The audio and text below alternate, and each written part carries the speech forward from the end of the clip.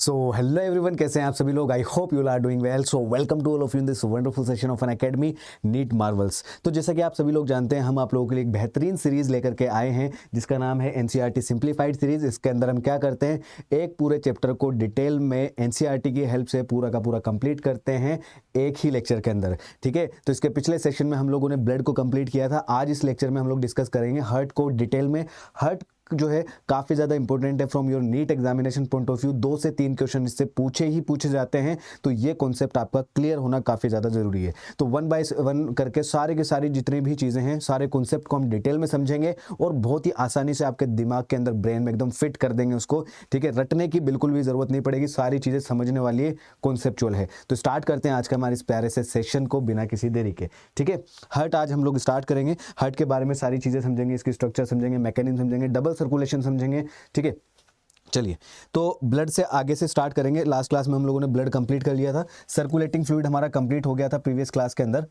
ठीक है, circulating fluid हमने प्रीवियस क्लास में कंप्लीट कर लिया था। तो आज हम क्या करेंगे, सर्कुलेटिंग फ्लूइड हो चुका था, ब्लड हो गया हमारा, लिम्फ हो गया था, और ब्लड वेसल्स आज हम लोग बात करेंगे, आर्टरीज, कैपिलरीज एंड वेन्स के बारे में बात करेंगे।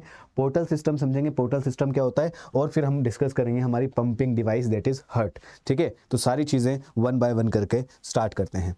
चलिए अब बात करते हैं सर्कुलेटरी पाथवेज की। ठीक है, सर्कुलेटरी पाथवेज से स्टार्ट करते हैं। एनसीईआरटी का पेरा अगर आपने ओपन कर रखा होगा तो देख लीजिएगा।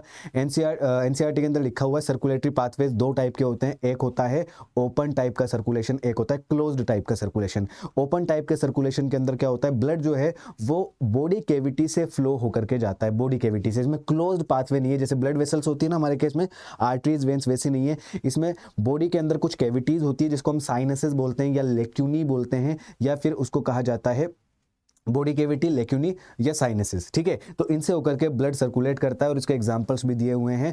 आर्थ्रोपोडा एंड मोलस्का के जो मेंबर हैं वो आते हैं ओपन टाइप के सर्कुलेशन में। तो 1 बाय 1 करके दोनों को देखते हैं। देखिए, तो सर्कुलेशन जो है 2 टाइप का होता है।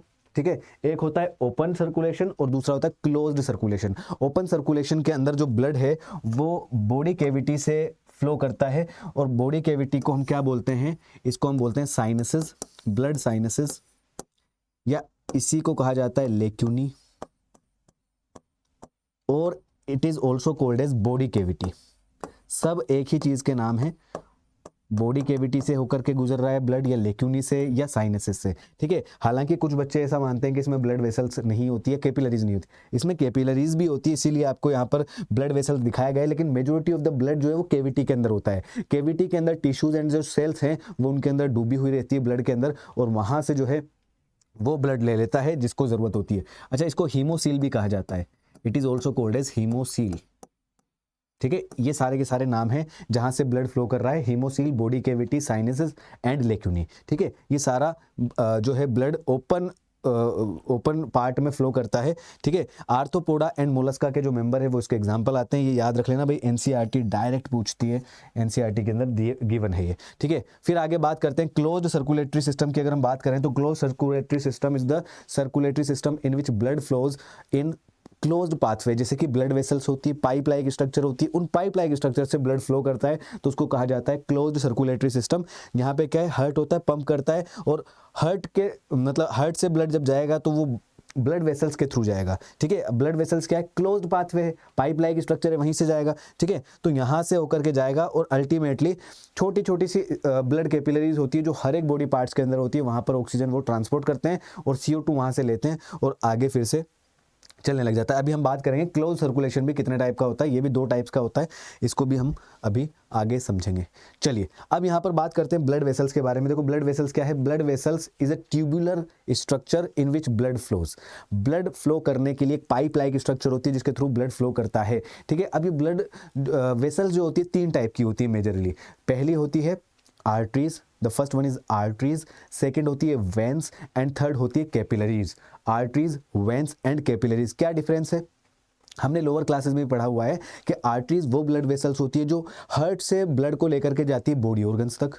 वेन्स वो ब्लड वेसल्स होती है जो ब्लड को लेकर के जाती है बॉडी ऑर्गन से कहाँ तक, हार्ट तक। और कैपिलरीज वो होती है जो आर्टरीज एंड वेन्स के छोटे छोटे नेटवर्क से मिलकर के बनती है, जो एक्चुअल में बॉडी के हर एक पार्ट में होती है, और इसी की वजह से गैसियस एक्सचेंज होता है।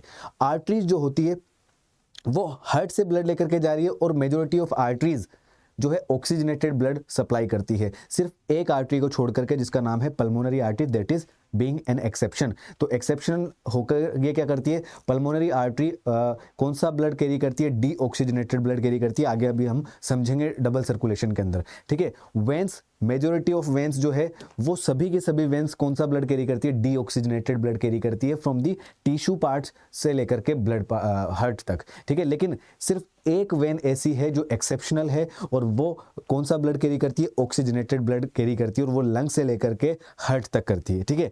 और जो दोनों आर्टरीज एंड जो वेन्स है एक्सेप्शन वाली, मतलब pulmonary artery and pulmonary vein, ये एक्चुअल में पल्मोनरी सर्कुलेशन में होती है, मतलब हार्ट और लंग्स के बीच में जो सर्कुलेशन चल रहा है उनके बीच में, हार्ट से लेकर के लंग्स तक जो लेकर के जाएगी पल्मोनरी वेन होती है, और जो लंग्स से लेकर के हार्ट तक ब्लड को लेकर आएगी वो होती है पल्मोनरी मतलब हार्ट से लेकर के जो डीऑक्सीजनेटेड ब्लड को लंग्स में लेके जाएगी वो होती है पल्मोनरी वेन, ठीक है, पल्मोनरी आर्टरी, पल्मोनरी आर्टरी, ठीक है, वो डीऑक्सीजनेटेड ब्लड कैरी करेगी, और लंग्स से ले जाकर के हार्ट तक जो ब्लड वेसल ब्लड कैरी करेगी वो कौन सी है, पल्मोनरी वेन, ठीक है। ये बात हमारी क्लियर हो गई। अब यहाँ पर एक चीज समझने वाली है, कैपिलरी की वॉल आप देख पा रहे हो कितनी थिन वॉल है, ठीक है, इसको हम बोलते हैं एंडोथीलियम। पहले इसको हम क्लियर कर लेते हैं, बाकी का कॉन्सेप्ट आगे समझेंगे। एंडोथीलियम, एंडोथीलियम, ठीक है। अब एंडोथीलियम के अंदर देखो ये जो इसकी वॉल होती है वो स्क्वेमस एपिथेलियम की बनी होती है, काफी फ्लैट सेल्स होती है। ये फ्लैट सेल्स इसलिए होती है ताकि इनको क्या करना होता है, यहाँ से गैसियस एक्सचेंज होते हैं, O2 एंड CO2 ट्रांसपोर्ट होते हैं, और इसी के थ्रू जो है क्या है, न्यूट्रिएंट्स वगैरह ये भी ट्रांसपोर्ट होते हैं। तो यहाँ पर डिफ्यूजन बाउंड्री बनाती है, डिफ्यूजन के लिए क्या करती है, बाउंड्री बनाती है, ठीक है। क्या कह सकते हैं हम, डिफ्यूजन में हेल्प करती है भैया, डिफ्यूजन, डिफ्यूजन में हेल्प करेगी, ठीक है। यहां तक बात समझ में आ गई। अब देखो यहां पर आपको दिखाई दे रही है आर्टरी और एक तरफ है वेंस, ठीक है। आर्टरी और वेंस दोनों के अंदर ही 3 लेयर्स होती है, 3 लेयर्स। सबसे बाहर वाली होती है ट्यूनिका एक्सटर्ना, जो कि फाइब्रस होती है, जो भी चीज बाहर होती है सब प्रोटेक्टिव होती है, तो ये फाइब्रस लेयर इसलिए होती है ताकि ये प्रोटेक्शन प्रोवाइड करे। Outer most layer of the blood vessel, arteries और बोथ आर्टरीज एंड वेंस दोनों के अंदर ही ट्यूनिका एक्सटर्ना होती है। बीच वाली होती है ट्यूनिका मीडिया, ट्यूनिका मीडिया दोनों ही स्मूथ मसल्स की होती है, और सबसे अंदर जो होती है वो होती है ट्यूनिका इंटरना, जो एंडोथीलियम कहलाती है, ठीक है। यहाँ पर सिर्फ एंडोथीलियम है, जबकि आर्टरीज एंड वेंस के अंदर 3 लेयर्स होती है। सबसे बाहर tunica externa made up of fibrous tissue, बीच वाली ट्यूनिका मीडिया जो स्मूथ मसल्स की बनी होती है, सबसे अंदर जो है वो होती है एंडोथीलियम, ये उसको बोलते हैं ट्यूनिका इंटरना, ट्यूनिका इंटीमा भी इसको कहा जाता है। अब यहाँ पर एक चीज आप कॉमन देखो कि यहाँ पर जो पर्पल कलर वाला पार्ट है वो एक्चुअल में किसको डिनोट कर रहा है, ट्यूनिका मीडिया को। यहाँ पे भी ट्यूनिका मीडिया है, लेकिन यहाँ पर ट्यूनिका मीडिया जो है वो ब्रॉड है, यहाँ पर ट्यूनिका मीडिया काफी ज्यादा थिन है। तो हम बोल सकते हैं कि आर्टरी की जो ट्यूनिका मीडिया होती है, जो बीच वाली लेयर होती है, वो काफी ज्यादा थिक होती है, और इसकी वजह से क्या होगा, इसकी जो ओवरऑल वॉल्स है, आर्टरीज की जो वॉल्स है वो थिक हो जाती है। अब इसका भी रीजन क्या है, नेचर ने देखो हार्ट जब ब्लड को पंप करता है तो काफी ज्यादा प्रेशर होता है उस ब्लड के अंदर, और वो ब्लड कौन लेके जाती है, आर्टरीज लेके जाती है। तो आर्टरी के अंदर काफी ज्यादा प्रेशर होता है, तो वो रप्चर ना कर जाए इसलिए जो उसकी वॉल्स है काफी थिक बनाई जाती है नेचर के द्वारा। जबकि वेंस में ऐसा नहीं है। वेंस में क्या होता है, ब्लड जो है वो आपका बॉडी पार्ट से लेकर के हार्ट तक जाता है, तो उसमें इतना ज़्यादा प्रेशर नहीं होता, तो उस प्रेशर को बियर करने के लिए थिक वॉल्स की ज़रूरत नहीं है। तो यहाँ पे इसकी वॉल थिन होती है, यहाँ पे इसकी वॉल थिक होती है। अब आप देखो जब ओवरऑल डायमीटर सेम है तो अगर वॉल्स थिक हो जाएगी तो अंदर का जो ल्यूमेन है जहाँ से ब्लड फ्लो कर रहा है वो तो पतला हो जाएगा, कम हो जाएगा। तो आर्टरीज का वो ल्यूमेन काफ़ी ज़्यादा कम होता है, स्मॉल ल्यूमेन, जबकि वेंस के अंदर ये ल्यूमेन का ज़्यादा होता है क्योंकि इसकी वॉल्स थिन होती है। अच्छा, एक चीज़ और है, आपने एक चीज नोट की होगी कि वेंस जो है आपके लोअर बॉडी पार्ट से भी ब्लड को लेकर के हार्ट तक लेकर जाती है। तो क्या कभी आपने सोचा है, कभी दिमाग में क्वेश्चन आया है कि ग्रेविटी के अगेंस्ट ब्लड कैसे ऊपर की तरफ चला जाता है? ठीक है, देखो वेंस के अंदर क्या होता है, सेल्फ कॉन्ट्रैक्शन एबिलिटी होती है, सेल्फ कॉन्ट्रैक्शन एबिलिटी, तो खुद कॉन्ट्रैक्ट करती रहती है जिससे ब्लड ऊपर की तरफ चलता रहता है। अब ब्लड नीचे ना आ जाए इसके लिए इनके अंदर वाल्व्स होते हैं। तो यहाँ पर देखो वाल्व्स भी दिखाए गए हैं, valves are present in veins but they are absent in arteries. Arteries के अंदर कोई वाल्व्स नहीं है जबकि वेंस के अंदर वाल्व्स है। तो आई होप ये कॉन्सेप्ट हमारा क्लियर हो गया।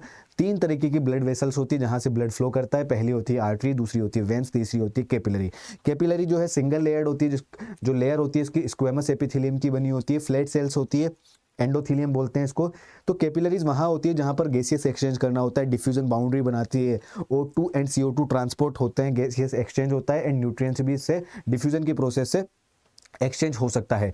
आर्टरीज एंड वेंस की अगर हम बात करें तो आर्टरीज की वॉल काफी ज्यादा थिक होती है, दोनों में ही आर्टरीज एंड वेंस दोनों में ही तीन लेयर्स होती है। सबसे बाहर वाली tunica externa made up of fibres, and उसके बीच में जो बीच वाली होती है tunica media that are made up of smooth muscles. सबसे अंदर की तरफ जो होती है वो होती है ट्यूनिका इंटीमा या ट्यूनिका इंटरना, जो होती है एंडोथेलियम। ठीक है, अब आर्टरीज की अगर बात करें तो इसकी जो ट्यूनिका मीडिया होती है काफी ज्यादा थिक होती है। रीजन बीइंग कि आर्टरीज के अंदर ब्लड का प्रेशर काफी ज्यादा होता है, तो उसको बियर करने के लिए इसकी वॉल को थिक होना पड़ता है, अदरवाइज वो रप्चर हो सकती थी, फट सकती थी।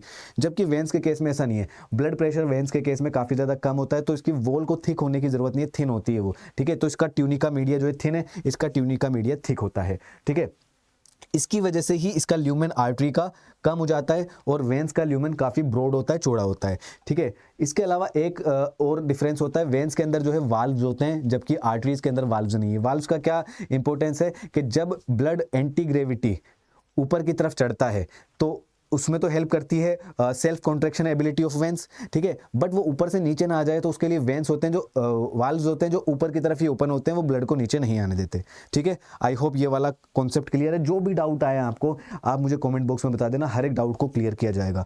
ठीक है, कॉन्सेप्चुअल चीज़ों को समझनी है, रटना नहीं है। अब बात करते हैं पोर्टल वेन की। देखो, हमने अभी पढ़ा कि आर्टरी जो होती है वो स्टार्ट होती है कहाँ से?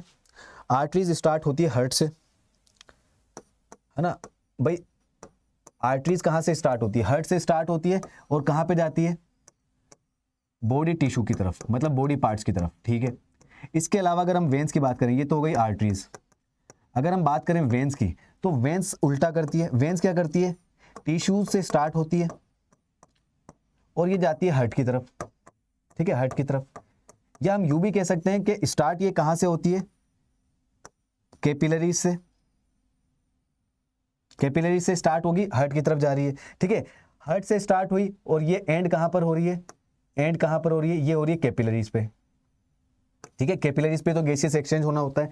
तो यहां पर दोनों में से किसी भी पार्ट में हार्ट तो अटैच है ना भाई, हार्ट तो है। यहां पर हार्ट से स्टार्ट हो रही है, टिश्यूज पे एंड हो रही है, कैपिलरीज पे एंड हो रही है, और यहां पर टिश्यूज या कैपिलरीज से स्टार्ट हो रही है और हार्ट पे एंड हो रही है। तो मतलब कहीं ना कहीं हार्ट है, या तो हार्ट से स्टार्ट हो रही है या हार्ट पे जाकर के एंड हो रही है। लेकिन पोर्टल सिस्टम वो सिस्टम होता है जहां पर ब्लड वेसल कैपिलरी से स्टार्ट हुई और कैपिलरीज पे ही एंड हुई। मान लीजिए कि यहां पर मैं आपको एक पोर्टल सिस्टम बना करके दिखाता हूं। मान लीजिए कैपिलरीज है, यहां से कोई ब्लड वेसल इस कैपिलरी से स्टार्ट हुआ और दूसरी कैपिलरीज पे एंड हो गया। यहां पर ब्लड कैपिलरीज है, दूसरी यहां पे एंड हो गया। हार्ट का कोई दूर दूर तक लेना देना नहीं है, तो इसको हम बोलते हैं पोर्टल सिस्टम। Portal system. ठीक है, जब ब्लड वेसल कैपिलरीज से स्टार्ट हो और कैपिलरीज पे एंड हो जाए तो उसको कहा जाता है पोर्टल सिस्टम। ठीक है, तो हमारी बॉडी के अंदर दो पोर्टल सिस्टम गिवन है। देखो, पोर्टल वेन क्या है? Originate from capillary and and भी कैपिलरीज पे, मतलब टिश्यू से ही स्टार्ट हो रहा है और टिश्यू पे एंड हो रहा है, तो कैपिलरीज पे स्टार्ट, कैपिलरीज पे एंड। जबकि आर्टरीज क्या करती है? सभी आर्टरीज हार्ट से स्टार्ट होती है बिना एक्सेप्शन के। All arteries start from heart without any exception, including renal artery. ठीक है, रीनल आर्टरी भी कहां से? हार्ट से स्टार्ट होती है हमारी। Veins, all vein start from tissue end to the heart. ठीक है, टिश्यू से हार्ट की तरफ जाती है बिना किसी एक्सेप्शन के, इंक्लूडिंग आपकी रीनल वेन। ठीक है, लेकिन पोर्टल सिस्टम क्या है? पोर्टल सिस्टम हमने देखा कैपिलरी से स्टार्ट हुआ और कैपिलरीज पे एंड हो गया। तो ऐसे ही हमारे बॉडी के अंदर दो पोर्टल सिस्टम होते हैं। पहला पोर्टल सिस्टम है hypophysial portal system, hypophysial portal system, और दूसरा होता है हिपेटिक पोर्टल सिस्टम। ध्यान से समझना, हाइपोफाइशियल पोर्टल सिस्टम कहां से स्टार्ट हो रहा है? हाइपोथैलेमस से। हाइपोथैलेमस एंड पिट्यूटरी के बीच में जो पोर्टल सिस्टम है that is hypophysial portal system. क्या करता है ये? हाइपोथैलेमस से मैसेजेस को ट्रांसफर करता है पिट्यूटरी तक। ठीक है, तो यहां पर हार्ट तो है ही नहीं, ना तो हाइपोथैलेमस में हार्ट है ना पिट्यूटरी में हार्ट है, लेकिन ब्लड वेसल्स जो है ब्लड को तो ट्रांसपोर्ट कर रही है, दैट इज पोर्टल सिस्टम। कौन सा portal system? Hypophysial portal system. ऐसा ही एक और पोर्टल सिस्टम होता है हमारी बॉडी के अंदर, जो स्टार्ट होता है आपके इंटेस्टाइन से, और ये जितने भी न्यूट्रिएंट्स को ट्रांसपोर्ट करेगा उनको ले जाएगा लीवर पे। देखो जो हमारा फूड होता है, जब हम फूड को खाते हैं वो डाइजेस्ट होता है, एब्जॉर्ब होता है, वो ब्लड में जाता है, लेकिन ब्लड में जाने से पहले सबसे पहले लीवर में जाता है। भाई अगर आपने इतना मीठा खा लिया जितना ब्लड के अंदर, आपको ब्लड शुगर बढ़ जाएगी, तो इतना अगर मीठा खा लोगे तो दिक्कत हो जाएगी ब्लड के केस में, राइट। तो इससे पहले लीवर के अंदर जाता है, वो लीवर उसको चेक करता है, और लीवर को जितना लगता है कि ब्लड में जितना शुगर होना चाहिए वो उतना ही भेजता है, बाकी के शुगर को वो क्या करता है, कन्वर्ट कर देता है, ये in the form of glycogen और फैट, ठीक है। तो यहाँ पे जो न्यूट्रिएंट्स जो हैं इंटेस्टाइन से लेकर के लीवर तक ट्रांसपोर्ट हो रहे हैं, यहां पर लिख देता हूं मैं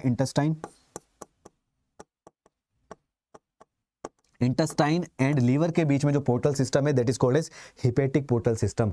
हिपेटो वर्ड जहां पे भी आ जाएगा उसका मतलब हो जाएगा लीवर, ठीक है। तो ये दो पोर्टल सिस्टम हमारी बॉडी में है। फ्रॉग के अंदर एक पोर्टल सिस्टम और होता है, रीनल पोर्टल सिस्टम, जो हमारे केस में नहीं है। रीनल मतलब किडनी से रिलेटेड होता है वो, ठीक है। ये बात समझ में हमें आ गई है, आगे बढ़ा जाएगा। अब हम बात करते हैं टाइप्स ऑफ सर्कुलेशन के बारे में। तो देखिए हायर ऑर्गेनिज्म के अंदर दो तरीके के सर्कुलेशन होते हैं, एक होता है सिंगल सर्कुलेशन, एक होता है डबल सर्कुलेशन। हार्ट से ब्लड कितनी बार होकर के गुजर रहा है एक कंप्लीट कार्डियक साइकिल के अंदर, उसे कहा जाता है सर्कुलेशन, ठीक है ना। अगर हार्ट से सिर्फ एक ही बार होकर के गुजर रहा है ना ब्लड, तो उसको बोलते हैं हम सिंगल सर्कुलेशन, और अगर दो बार होकर के गुजर रहा है तो उसको बोलते हैं डबल सर्कुलेशन। जैसे यहां पर देखो, अगर हम बात कर रहे हैं फिश के केस में, ये जो सर्कुलेशन है फिश के केस में हो रहा है, ये बॉडी टिश्यूज है, यहां पर बॉडी टिश्यूज है। बॉडी टिश्यूज के अंदर CO2 बनी, CO2 गई इस ब्लड वेसल के अंदर, CO2 वाला ब्लड जा रहा है हार्ट के अंदर, डीऑक्सीजनेटेड ब्लड हार्ट के अंदर गया, एट्रियम में गया, फिर वेंट्रिकल में गया, क्योंकि यहां पर सिर्फ 2 चेम्बर्ड हार्ट होता है, एक ओरिकल एक होता है वेंट्रिकल। यहां से फिर ब्लड आगे पंप कर दिया जाएगा। अब ये है गिल्स, गिल्स के अंदर हमें पता है ऑक्सीजनेशन होता है ब्लड का, और गिल्स से ऑक्सीजन जाती है ब्लड में, और ब्लड से CO2 जाता है गिल्स के अंदर, ठीक है। फिर ये ऑक्सीजनेटेड ब्लड जो है टिश्यू में जाएगा, फिर से डीऑक्सीजनेटेड ब्लड हार्ट में गया, हार्ट से फिर डीऑक्सीजनेटेड ब्लड गिल्स में गया, ऑक्सीजनेटेड हुआ, और ऑक्सीजनेटेड ब्लड गया टिश्यू में। तो आप देख पा रहे हो हर बार हार्ट से सिर्फ डीऑक्सीजनेटेड ब्लड ही पंप किया जा रहा है, सिर्फ one type of blood is pumped by heart. तो यहां पर हमें क्या समझ में आ रहा है कि सिर्फ एक ही बार सर्कुलेशन हो रहा है ब्लड का, है ना, हार्ट के थ्रू, तो it is called single circulation. तो सिंगल सर्कुलेशन एग्जांपल किसके अंदर आएगा? फिशेस के अंदर। फिशेस में सिंगल सर्कुलेशन देखने को मिलता है, जबकि हायर ऑर्गेनिज्म के अंदर इस तरीके का सर्कुलेशन देखने को मिलता है, दैट इज डबल सर्कुलेशन। देखो हमारे केस में जो हार्ट होता है वो 4 चेम्बर्ड हार्ट होता है। ऊपर के 2 चेम्बर्स को कहा जाता है एट्रिया, या इनको हम रिसीविंग चेम्बर्स भी बोलते हैं, जो ब्लड को रिसीव करेंगे। नीचे के 2 चेम्बर्स को कहा जाता है वेंट्रिकल्स, या इनको पंपिंग चेम्बर्स भी कहा जाता है, क्योंकि ये ब्लड को पंप करते हैं। अब देखो राइट साइड में right atrium right ventricle, left side में लेफ्ट एट्रियम लेफ्ट वेंट्रिकल। पहले राइट साइड की बात करेंगे। राइट साइड में डीऑक्सीजनेटेड ब्लड होता है। Right atrium receives the deoxygenated blood from all the body parts through with the help of vena cava. Superior vena cava and inferior vena cava right atrium में open होती है, और वो right atrium से जो blood जाता है वो जाता है राइट वेंट्रिकल में। राइट वेंट्रिकल में क्योंकि ये ब्लड अभी डीऑक्सीजनेटेड है तो इसको ऑक्सीजन चाहिए, तो ये ब्लड जाएगा कहां पर? लंग्स के पास में, और इसको लेकर जाती है pulmonary artery. Deoxygenated blood, pulmonary artery is the only artery being an exceptional, जो यहां पर क्या है, डीऑक्सीजनेटेड ब्लड को लेकर के जाती है। इस ब्लड में CO2 है, और ये ब्लड लंग्स में जाएगा, लंग्स से CO2 दे देगा लंग्स को, और O2 ले लेगा। फिर ये रेड कलर से डिनोट होता हुआ यहाँ पे हमें ऑक्सीजनेटेड ब्लड दिखाई दे रहा है। ये ऑक्सीजनेटेड ब्लड लेफ्ट एट्रियम से एंटर होगा with the help of pulmonary vein, left atrium में ओपन होगा, लेफ्ट एट्रियम से जाएगा लेफ्ट वेंट्रिकल में, और लेफ्ट वेंट्रिकल से जाएगा टिश्यूज के अंदर, जहां पे पूरा ऑक्सीजन जो है वो टिश्यू के अंदर चला जाएगा, और टिश्यू से CO2 जो है ये चली जाएगी आपकी ब्लड के अंदर, और ये अब वेन्स के थ्रू जाएगा आपका। सारी वेन्स मिलकर के क्या बनाएगी? Vena cava. Vena cava is the largest when, ठीक है। यहां से ये राइट एट्रियम में ओपन हो जाएगा। आई होप इतनी बात क्लियर समझ में आ गई। तो यहाँ पर हम देख पा रहे हैं जो हमारा हार्ट है ये कंप्लीटली 2 चेम्बर्स में डिवाइडेड है, लेफ्ट एंड राइट पार्ट में डिवाइडेड है। लेफ्ट पार्ट में हमेशा ऑक्सीजनेटेड ब्लड फ्लो करता है, और राइट पार्ट में हमेशा डीऑक्सीजनेटेड ब्लड फ्लो करता है। तो हार्ट जो है इन दोनों ही तरीके के ब्लड को फ्लो मतलब पंप करता है। तो यहाँ पर दो सर्कुलेशन हमें क्लियर कट दिखाई दे रहे हैं। एक सर्कुलेशन है हार्ट और बॉडी टिश्यू के बीच में, हार्ट एंड बॉडी टिश्यू के बीच में। तो इस तरीके के सर्कुलेशन को हम बोलते हैं सिस्टेमिक सर्कुलेशन। इसे कहा जाता है सिस्टेमिक सर्कुलेशन। जबकि दूसरा सर्कुलेशन जो हार्ट और लंग्स के बीच में है, इसको कहा जाता है पल्मोनरी सर्कुलेशन। पल्मोनरी वर्ड कहीं पर भी आ जाए उसका मतलब समझ लेना कि it is related to lungs, तो इसको कहा जाएगा पल्मोनरी सर्कुलेशन। पल्मोनरी सर्कुलेशन, ठीक है। आई होप यहां तक हमें बात समझ में आ गई है, ठीक है। यहां पर सिर्फ डीऑक्सीजनेटेड ब्लड फ्लो किया जा रहा होता है, तो इसको हम बोलते हैं वेनस हार्ट। ऐसे हार्ट को कहा जाता है वेनस हार्ट, जो सिर्फ और सिर्फ डीऑक्सीजनेटेड ब्लड को फ्लो करता है, पंप करता है, ऑक्सीजनेटेड ब्लड को पंप नहीं करता है, ठीक है। चलिए आगे बढ़ते हैं। अब देखो यहां पर इसको थोड़ा सा और डिटेल में समझते हैं। डबल सर्कुलेटरी सिस्टम के अंदर कौन कौन से पार्ट्स हैं, देखिए ध्यान से समझना।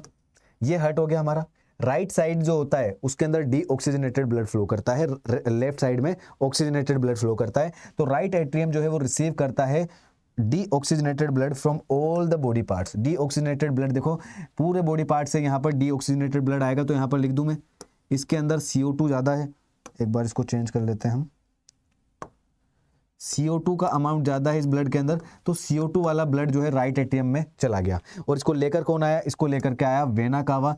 वेना कावा जो है ये लार्जेस्ट वेन होती है, तो हम इसको लिख सकते हैं it is the largest when, ठीक है।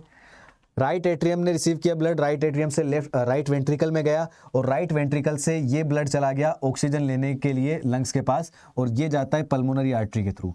पल्मोनरी आर्टरी एक्सेप्शन है, ये डीऑक्सीजनेटेड ब्लड कैरी करती है, CO2 ब्लड कैरी करती है। So this is the only artery जो डीऑक्सीजनेटेड ब्लड कैरी करेगी। लंग्स में यहाँ पर जो ब्लड से है CO2 तो चली गई लंग्स में, और लंग्स से ब्लड के अंदर आ गया O2। अब ये ब्लड हो गया ऑक्सीजनेटेड ब्लड, तो O2 वाला ब्लड अब लेकर कौन आएगी, pulmonary vein. Pulmonary vein is the only when that carry D oxygenated blood, ठीक है ना।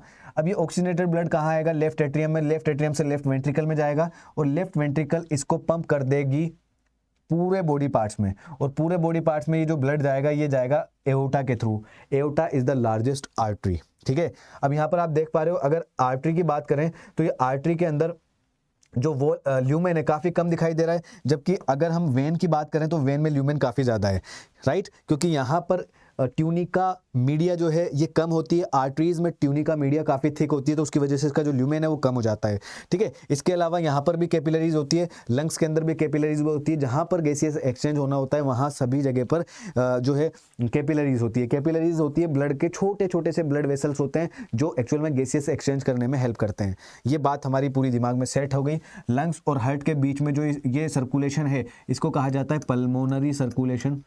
पल्मोनरी सर्कुलेशन, पल्मोनरी वर्ड जो है वो लंग्स से रिलेटेड है, तभी तो इसका नाम पल्मोनरी वेन और इसका नाम पल्मोनरी आर्टरी है, ठीक है। और इस वाले सर्कुलेशन को कहा जाता है सिस्टेमिक सर्कुलेशन, ठीक है। चलिए आगे बढ़ते हैं। ओके, अब हम बात करते हैं types of heart in animals. अलग अलग एनिमल्स के अंदर अलग अलग टाइप का हर्ट होता है। तो यहाँ पर हम वर्टिब्रेट्स के हर्ट की बात कर रहे हैं। तो अगर हम बात करें फिश की, तो फिश के अंदर 2 चेम्बर्ड हर्ट होता है, सिर्फ 2 चेम्बर्स होंगे, पहला ऊपर वाला एट्रियम, नीचे वाला वेंट्रिकल, ठीक है, एट्रियम वेंट्रिकल। और अगर 2 चेम्बर्ड हर्ट होता है तो सिर्फ और सिर्फ एक सिंगल सर्कुलेशन देखने को मिलेगा, और हमेशा जो फिशेस का हर्ट होता है वो हमेशा डीऑक्सीजनेटेड ब्लड पंप करता है, जिसकी वजह से इस हर्ट को वेनस हर्ट कहा जाता है, ठीक है। तो हमारा फिश वाला पार्ट क्लियर, 2 चेम्बर्ड हर्ट है, ओरिकल या एट्रियम, फिर एक वेंट्रिकल, और इसने पंप किया, गिल्स के अंदर गया, और गिल्स से ऑक्सीजनेटेड हुआ ब्लड और वो चला गया पूरे बॉडी पार्ट्स के अंदर। ऐसे हर्ट को हम बोलते हैं वेनस हर्ट, जो सिर्फ डीऑक्सीजनेटेड ब्लड को पंप करता है। 2 चेम्बर्ड हर्ट हो गया।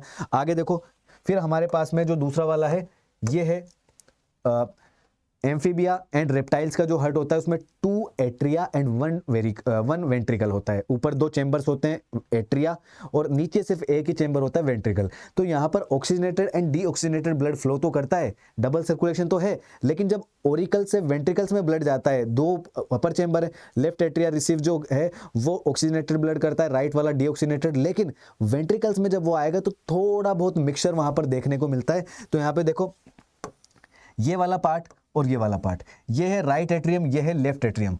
लेफ्ट एट्रियम में हमेशा ऑक्सीजनेटेड ब्लड आएगा, राइट एट्रियम में डीऑक्सीजनेटेड ब्लड, लेकिन वेंट्रिकल तो पूरा का पूरा एक ही है, तो यहाँ पे कुछ पार्ट मिक्स हो जाएगा डीऑक्सीजनेटेड एंड ऑक्सीजनेटेड का, तो यहाँ पर कंप्लीट तरीके से डबल सर्कुलेशन देखने को नहीं मिलता, तो हम इसको बोलते हैं incomplete double circulation, incomplete double circulation. ठीक है, तो 3 चैम्बर्ड हार्ट है, 2 एट्रिया, 1 वेंट्रिकल, लेकिन डबल सर्कुलेशन तो है भाई, इसको तो हम बोलेंगे पल्मोनरी सर्कुलेशन, और इसको हम बोलते हैं, इस वाले सर्कुलेशन को जो बॉडी सेल्स और हार्ट के बीच में हो रहा है, इसको कहा जाता है सिस्टेमिक सर्कुलेशन। तो डबल सर्कुलेशन है, लेकिन वो इनकम्प्लीट है, पूरी तरीके से कंप्लीट नहीं है, इनकम्प्लीट है, राइट। इनकम्प्लीट डबल सर्कुलेशन देखने को मिलता है हमें किस किस के अंदर, रेप्टाइल्स के अंदर एंड एम्फीबिया के अंदर। लेकिन रेप्टाइल्स में जो क्रोकोडाइल है, जो एलिगेटर है, उसके अंदर कंप्लीट टाइप का डबल सर्कुलेटरी सिस्टम देखने को मिलता है, क्योंकि उसमें जो हार्ट है वो कैसा होता है, 4 चेम्बर्ड होता है। देखो ये वाला ह्यूमंस के अंदर, मेमल्स के अंदर, और इसके अलावा जो क्रोकोडाइल एंड जो घड़ियाल है, क्रोकोडाइल है और एलिगेटर है, इन सब के अंदर हमें देखने को मिलता है ये वाला कंप्लीट डबल सर्कुलेशन। लंग्स और हार्ट के बीच में मतलब क्या हो रहा है, सर्कुलेशन हो रहा है, और इधर हार्ट और बॉडी सेल्स के बीच में सर्कुलेशन हो रहा है, और जो हार्ट है वो completely left and right parts के अंदर डिवाइडेड है। Upper 2 chambers atria, lower 2 chambers are called as ventricles. ठीक है, तो यहाँ पर कंप्लीटली सेपरेटेड होता है ऑक्सीजनेटेड एंड डीऑक्सीजनेटेड ब्लड, तो इसीलिए इसको हम बोलते हैं कंप्लीट डबल सर्कुलेशन। यहाँ पे लिख देता हूँ कंप्लीट डबल सर्कुलेशन, ये वाला पार्ट हमारा क्या हो जाएगा, कंप्लीट डबल सर्कुलेशन।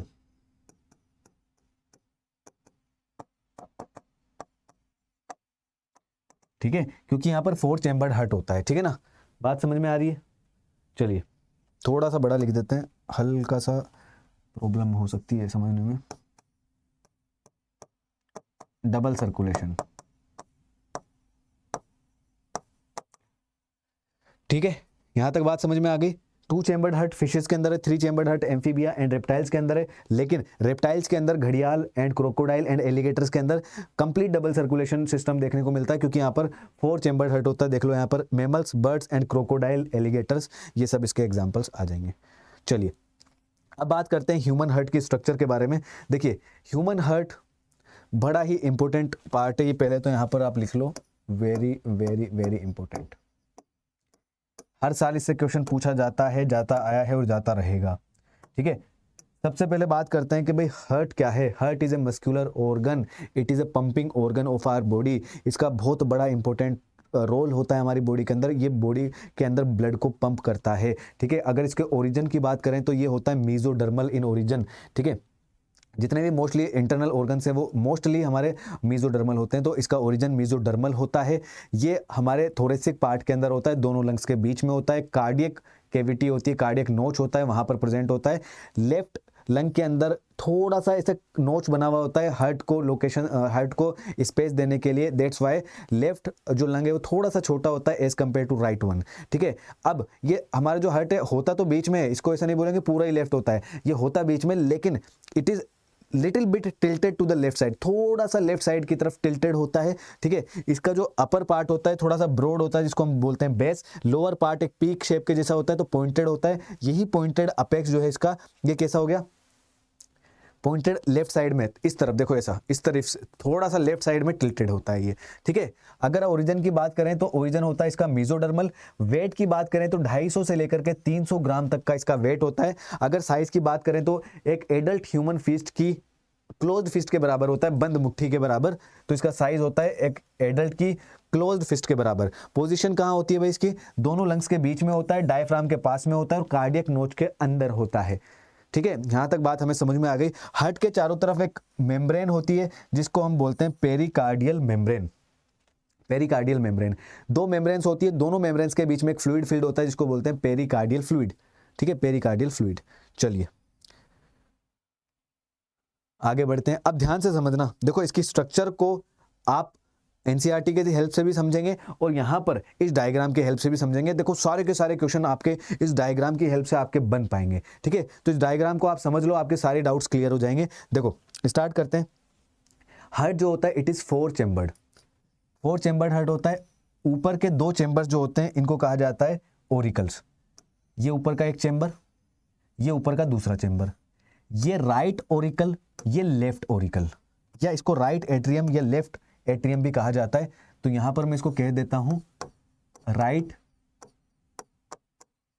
एट्रियम, या इसी को कहा जाता है राइट ओरिकल। और इसको क्या कहा जाएगा? It is called as left atrium, left atrium, या इसी को कहा जाता है लेफ्ट ओरिकल। ठीक है, बात समझ में आ गई। ऊपर के जो दोनों चेंबर्स हैं इनको हम ओरिकल्स बोलते हैं, या इन्हीं को रिसीविंग चेंबर भी कहा जाता है, क्योंकि ये ब्लड को रिसीव करते हैं। ठीक है, दोनों ओरिकल्स के बीच में एक सेप्टम दिखाई दे रहा है हमें, इसको बोलते हैं इंटर ओरिकुलर सेप्टम या inter atrial septum. Inter auricular septum या इंटर एट्रियल सेप्टम जो दोनों ओरिकल्स के को सेपरेट करते हैं। नीचे के दो चेंबर्स देखो, यहां से लेकर के ये पूरे जो दो चेंबर्स हैं इनको कहा जाता है वेंट्रिकल्स, वेंट्रिकल्स। ठीक है, तो वेंट्रिकल जो होते हैं ये दो होते हैं, एक तो हो गया लेफ्ट वेंट्रिकल और एक हो गया right ventricle. Left ventricle, right ventricle, left ventricle and right ventricle भी बीच में एक सेप्टम से सेपरेटेड होते हैं, जिसको हम बोलते हैं इंटर वेंट्रिकुलर सेप्टम। ये जो है यहां पर ये है इंटर वेंट्रिकुलर सेप्टम। ध्यान से समझना, सारी चीजें समझ में आ रही। ये राइट वेंट्रिकल हो गया, ये लेफ्ट वेंट्रिकल हो गया, ये राइट ओरिकल हो गया, ये लेफ्ट ओरिकल हो गया। अब यहां पर देखना, दोनों ओरिकल्स के बीच में एक सेप्टम है, दोनों वेंट्रिकल्स के बीच में एक सेप्टम है। इसी प्रकार से दोनों ओरिकल्स और दोनों वेंट्रिकल्स के बीच में भी एक सेप्टम है, ये भी एक सेप्टम है। इसको बोलते हैं ओरियो वेंट्रिकुलर सेप्टम या एट्रियो वेंट्रिकुलर सेप्टम। तो जैसा नाम है वैसा ही इसका भी नाम है, इंटर ओरिकुलर, इंटर वेंट्रिकुलर और एट्रियो वेंट्रिकुलर या ओरियो वेंट्रिकुलर। ओरिकल है तो ओरियो वेंट्रिकुलर, एट्रिया भी नाम है तो एट्रियो वेंट्रिकुलर। ठीक है ना। राइट एट्रियम राइट वेंट्रिकल में ओपन होता है with the help of tricuspid valve. Valve का इंपॉर्टेंस ये होता है कि वाल्व जो है वो यूनि डायरेक्शन में ब्लड के फ्लो को बनाए रखते हैं, बैक फ्लो में ब्लड को रोकते हैं। तो ब्लड हमेशा राइट एट्रियम से नीचे ही आएगा, ऊपर नहीं जाएगा। ठीक है, हमेशा नीचे की तरफ ओपन होगा। और इस वाल्व्स को रोकने के लिए अभी बता रहे हैं, चलो इस वाल्व्स को रोकने के लिए यहां पर देखो आप, ये कुछ आपको कोडी टेंडनी दिखाई दे रहे हैं व्हाइट कलर के, आगे समझ रहे हैं। ट्राइकस्पिड वाल्व हम इसको क्यों बोलते हैं? क्योंकि इसमें 3 फ्लैप्स होते हैं, this is called as tricuspid valve. ठीक है, इसी तरीके से लेफ्ट एट्रियम लेफ्ट वेंट्रिकल में जब ओपन होता है तो इसमें भी एक वाल्व है, उसको बोलते हैं बाइकस्पिड वाल्व, क्योंकि इसमें सिर्फ 2 फ्लैप्स होती है। मान लीजिए कि एक गेट ऐसा है जिसमें 2 गेट है, मतलब 2 फ्लैप हैं, 2 पल्ले हैं, तो गेट ऐसे 2 साइड में से खुलेगा। अगर 3 है तो 3 फ्लैप वाला ट्राइकस्पिड हो गया। ठीक है, अब ध्यान से समझना, वेंट्रिकल जो होते हैं, वेंट्रिकल्स की वॉल काफी ज्यादा थिक होती है एज कंपेयर टू ओरिकल्स। अब इसमें भी लेफ्ट एट्रिया की जो वॉल होती है, लेफ्ट वेंट्रिकल की जो वॉल होती है वो ज्यादा थिक होती है, ज्यादा मस्कुलर होती है। तो रेड कलर का पार्ट आपको दिखाई दे रहा है, ये लेफ्ट वेंट्रिकल की जो मसल्स हैं, इन मसल्स को कहा जाता है पेपिलरी मसल्स।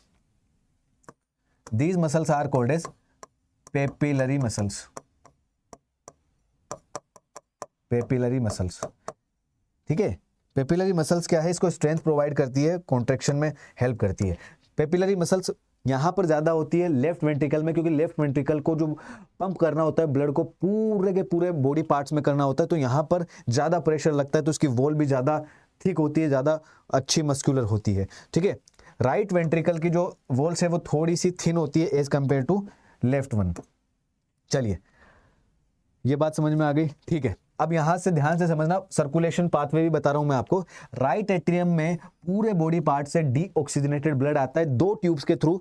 एक होती है सुपीरियर वेना कावा जो अपर बॉडी पार्ट से आकर के ओपन होती है इसके अंदर, एक होती है इंफीरियर वेना कावा जो लोअर बॉडी पार्ट से ब्लड को लेकर के आती है। ठीक है, ऊपर बॉडी पार्ट से जो ब्लड आएगा वो तो बिना किसी वाल्व्स के आ जाएगा, क्योंकि ऊपर से वाल्व्स की जरूरत नहीं है कि कभी ब्लड ऊपर तो जा नहीं सकता, नीचे से ग्रेविटी के अगेंस्ट तो जाएगा नहीं हो।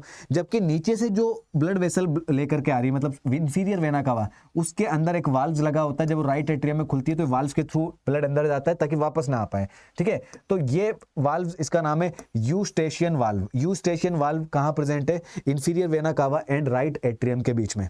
ठीक है, पहला तो ये वाल्व हो गया। अब राइट एट्रियम जब राइट वेंट्रिकल के बीच अंदर खुलेगा, राइट एट्रियम से ब्लड जाएगा राइट वेंट्रिकल में, ठीक है, तो यहाँ पर ट्राइकस्पिड वाल्व लगा हुआ है, ये ट्राइकस्पिड वाल्व हो गया। अब राइट वेंट्रिकल जब ब्लड को पंप करेगा तो ये ब्लड जाएगा कहाँ पर, क्योंकि ये ब्लड डीऑक्सीजनेटेड है तो इसको ऑक्सीजन चाहिए, ये जाएगा आपके लंग्स के अंदर। और लंग्स के अंदर कौन लेके जाएगा, इसको लेके जाएगी पल्मोनरी आर्टरी। पल्मोनरी आर्टरी इसको लंग्स तक लेके जाएगी, लंग्स से ऑक्सीजन लेगी ब्लड, और वहां से लंग से जो ब्लड आएगा वो अब आएगा लेफ्ट एट्रियम में। किसकी हेल्प से आएगा ये आएगा आपके पल्मोनरी वेन के थ्रू। तो पल्मोनरी वेन से यहां पर 2 पेयर्स ऑफ पल्मोनरी वेन आपको दिखाई दे रही है, 1 2 1 2, मतलब 2 pairs of pulmonary vein open होगी लेफ्ट एट्रियम के अंदर, जो लंग से ब्लड को लेकर के आएगी। ये ब्लड होगा ऑक्सीजनेटेड ब्लड, लेफ्ट एट्रियम में ब्लड ओपन होगा, यहाँ पे पल्मोनरी वेन ओपन होगी। इसके बाद में ब्लड जाएगा लेफ्ट वेंट्रिकल में, लेफ्ट वेंट्रिकल में जाएगा, left ventricle oxygenated blood, bicuspid valves के थ्रू ये ब्लड जाएगा नीचे। लेफ्ट वेंट्रिकल में अभी ऑक्सीजनेटेड ब्लड है, ये लेफ्ट वेंट्रिकल पंप करेगा ब्लड को पूरे बॉडी पार्ट्स के अंदर, और ये बॉडी पार्ट्स के अंदर ब्लड लेकर के कौन जाएगी, एओर्टा। एओर्टा लेकर के जाएगी लेफ्ट वेंट्रिकल से to all the body parts. Aorta is the largest artery, आगे जा करके ये छोटी छोटी आर्टरीज में डिवाइड हो जाती है, फिर वो आर्टरी जो है वो आगे डिफरेंट बॉडी पार्ट्स को ब्लड सप्लाई करेगी। तो ये डिफरेंट बॉडी पार्ट्स को ब्लड पहुंचा देगी, वहां पर ऑक्सीजन देगी और वहां से CO2 ले लेगी, और वो CO2 वाला ब्लड जो है वो डिफरेंट वेन से होता हुआ ultimately upper vena cava, that is superior vena cava and inferior vena cava में वो ब्लड ओपन होता है आके राइट एट्रियम में। ठीक है, बात समझ में आ गई। Superior vena cava upper body part से राइट एट्रियम में ओपन होगी, inferior vena cava lower body part से ब्लड लेकर के आएगी और राइट एट्रियम में ओपन होगी। वाल्व्स, अच्छा यहां पर 2 वाल्व्स और हैं, देखो, वेंट्रिकल्स एंड ये वाला पार्ट था आपका पल्मोनरी आर्टरी और ये था आपका एओर्टा। तो ventricles and pulmonary artery and aorta के बीच में भी यहाँ पे भी वाल्व्स होते हैं। इन वाल्व्स को कहा जाता है semi lunar valve. Semi lunar valve, semi का मतलब हाफ, ल्यूनर का मतलब मून। तो ऐसा वाल्व जिसकी शेप आधे चांद की जैसी हो, आधे मून की जैसी हो, हाफ मून शेप्ड, ठीक है, semi lunar valve. I hope ये वाली चीज क्लियर है। पेपिलरी मसल मैंने आपको बता दिया, पेपिलरी मसल्स वेंट्रिकल्स में प्रेजेंट होती है, इसीलिए जो वेंट्रिकल्स है उसकी वॉल थिक होती है। पेपिलरी मसल्स का अमाउंट भी लेफ्ट वेंट्रिकल के अंदर ज़्यादा होता है, क्योंकि लेफ्ट वेंट्रिकल को ब्लड को पंप करना होता है to all the body parts, तो ज़्यादा प्रेशर लगेगा, ज़्यादा बॉडी पार्ट्स तक वो पहुँच पाएगा। इसके अलावा यहाँ पर देखो, आपको मैंने बताया था, इसको कहा जाता है कोर्डी टेंडनी। ये कोर्डी टेंडनी जो व्हाइट स्ट्रक्चर दिखाई दे रही है आपको, कोर्डी टेंडनी, इसका काम ये है कि हमेशा ये वाल्व्स को नीचे की तरफ ओपन हो, ऊपर ना चले जाए, इसलिए इसको पकड़ के रखती है, होल्ड करके रखती है। और जो कोर्डी टेंडनी है ये कनेक्ट करती है वाल्व से एंड पेपिलरी मसल से। कोर्डी tendineae are made up of collagen fibers that helps in the opening of valves in one direction। ठीक है, तो ये वाल्व्स को ऊपर ना खुल जाएंगे, भाई वेंट्रिकल से ऊपर खुल गए तो एट्रिया में ब्लड चला जाएगा वापस से, जो हमें चाहिए नहीं। तो नेचर ने क्या लगाया, ये कुछ फाइबर्स लगा रखे हैं इन गेट को पकड़ने के लिए कि ऊपर ना खुल जाए, टूट जाएगा, नहीं तो टूट भी जाएगा, ब्लड भी ऊपर निकल जाएगा। ठीक है, चलिए आगे बढ़ेंगे। अब हम बात करते हैं वाल्व्स के बारे में। वाल्व्स मैंने आपको ऑलरेडी बता दिए हैं। वाल्व्स 4 टाइप के हैं। पहला यूस्टेशियन वाल्व, जो कहाँ किस किस के बीच में होगा, inferior vena cava and right atrium के बीच में होगा। ठीक है, दूसरा होता है ट्राइकस्पिड वाल्व, जो आपका right atrium and right ventricle के बीच में होगा। तीसरा होता है बाइकस्पिड वाल्व, जो होता है left atrium and left ventricle के बीच में। और चौथा होता है सेमी ल्यूनर वाल्व, जो दोनों वेंट्रिकल्स और उनके आगे जो ब्लड पास हो रहा है, जैसे कि लेफ्ट एट्रियम की अगर बात, लेफ्ट वेंट्रिकल की बात करें, लेफ्ट वेंट्रिकल से वो कहाँ जाएगा, एओर्टा के अंदर, तो लेफ्ट वेंट्रिकल एंड एओर्टा के बीच में, और right ventricle and pulmonary artery के बीच में। ठीक है, अच्छा वाल्व होते हैं क्या है, अगर स्ट्रक्चरली हम देखें तो इसको ये एक्चुअल में डबल फोल्ड ऑफ एंडोकार्डियम। देखो 3 टाइप की मसल्स होती है हार्ट की वॉल के अंदर, बाहर वाली पेरिकार्डियम, बीच वाली मायोकार्डियम एंड अंदर वाली एंडोकार्डियम। तो सबसे अंदर वाली जो होती है एंडोकार्डियम, उसके अंदर डबल फोल्ड है। देखो ये यहाँ पर डबल फोल्ड दिखाई दे रहे हैं, डबल फोल्ड, और बीच के अंदर एक मस्कुलर फ्लैप होता है जो एक्चुअल में वाल्व्स का रोल प्ले करता है। तो double fold of endocardium with muscular flap, तो 2 फोल्ड दिख रहे हैं, एंडोकार्डियम के बीच में मस्कुलर फ्लैप दिखाई दे रहा है। ये क्या हो गया, पूरा मिलाकर वाल्व्स बन गया। ठीक है, अब देखते हैं इसके अंदर वाल्व्स कितने टाइप के होते हैं। एट्रियोवेंट्रिकुलर वाल्व, जिसको हम कस्पिड वाल्व भी बोलते हैं, एक ट्राइकस्पिड एक बाइकस्पिड है। ये ट्राइकस्पिड एंड बाइकस्पिड वाल्व्स होते हैं। इसके अलावा वेंट्रिकुलो एट्रियल वाल्व, वेंट्रिकल से आर्टरीज की तरफ आर्टेरियल वाल्व, इनको हम सेमी ल्यूनर वाल्व बोलते हैं, ठीक है ना। इसके अलावा एक वाल्व मैंने आपको और बताया यूस्टेशियन वाल्व, जो इंफीरियर वेना कावा और राइट एट्रियम के बीच में ओपन होता है। चलिए, अब कोर्डी टेंडनी मैंने आपको बताया, कोर्डी टेंडनी जो है वो क्या है, वो कोलेजन फाइबर के बने हुए फाइब्रस सब्सटेंस हैं जो एक्चुअल में वाल्व्स को रोक के रखते हैं। देखो यहाँ पर ये वाल्व्स हैं, ट्राइकस्पिड वाल्व, और यहाँ पर ये पेपिलरी मसल है। तो ये वाल्व से पेपिलरी मसल्स के बीच में जो फाइबर्स आपको दिखाई दे रहे हैं कोलेजन फाइबर्स हैं।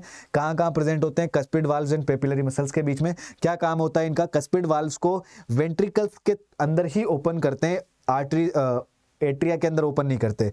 वेंट्रिकुलर कॉन्ट्रैक्शन जब होगा तो इसको नीचे की तरफ खोल के रखते हैं, ठीक है। चलिए आगे बढ़ेंगे। अब बात करते हैं हार्ट का जो है एनसीईआरटी वाला डायग्राम है, इसको भी हम समझ लेते हैं ताकि हमें एनसीईआरटी की भी चीजें क्लियर हो जाए। देखो भाई, पहले हम बात करते हैं, ये सबसे पहले राइट एट्रियम है। यहाँ पर right atrium upper body part से ब्लड को रिसीव करेगा। ये राइट वेंट्रिकल है, राइट एट्रियम ओपन होगा राइट वेंट्रिकल के अंदर थ्रू ट्राइकस्पिड वाल्व। ये यहाँ पर आपको जो दिखाई दे रहा है ट्राइकस्पिड वाल्व है, इसके थ्रू। ये वाइट स्ट्रक्चर जो दिखाई दे रही है कोर्डी टेंडनी है, जो वाल्व को हमेशा नीचे ओपन करेंगे, ऊपर नहीं कर सकते ये। दूसरी तरफ ये हमारा है लेफ्ट एट्रियम। ये मत समझ लेना लेफ्ट एट्रियम, ये तो इसका ब्लड यहाँ पर जाएगा, ठीक है ना।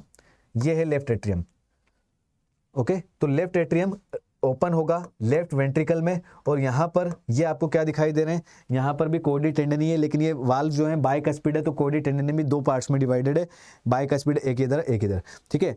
अब राइट एट्रियम जो है पूरे बॉडी पार्ट से ब्लड को रिसीव करता है with the help of superior and inferior vena cava. तो ये देखो, ये रही सुपीरियर वेना कावा और ये रही इंफीरियर वेना कावा।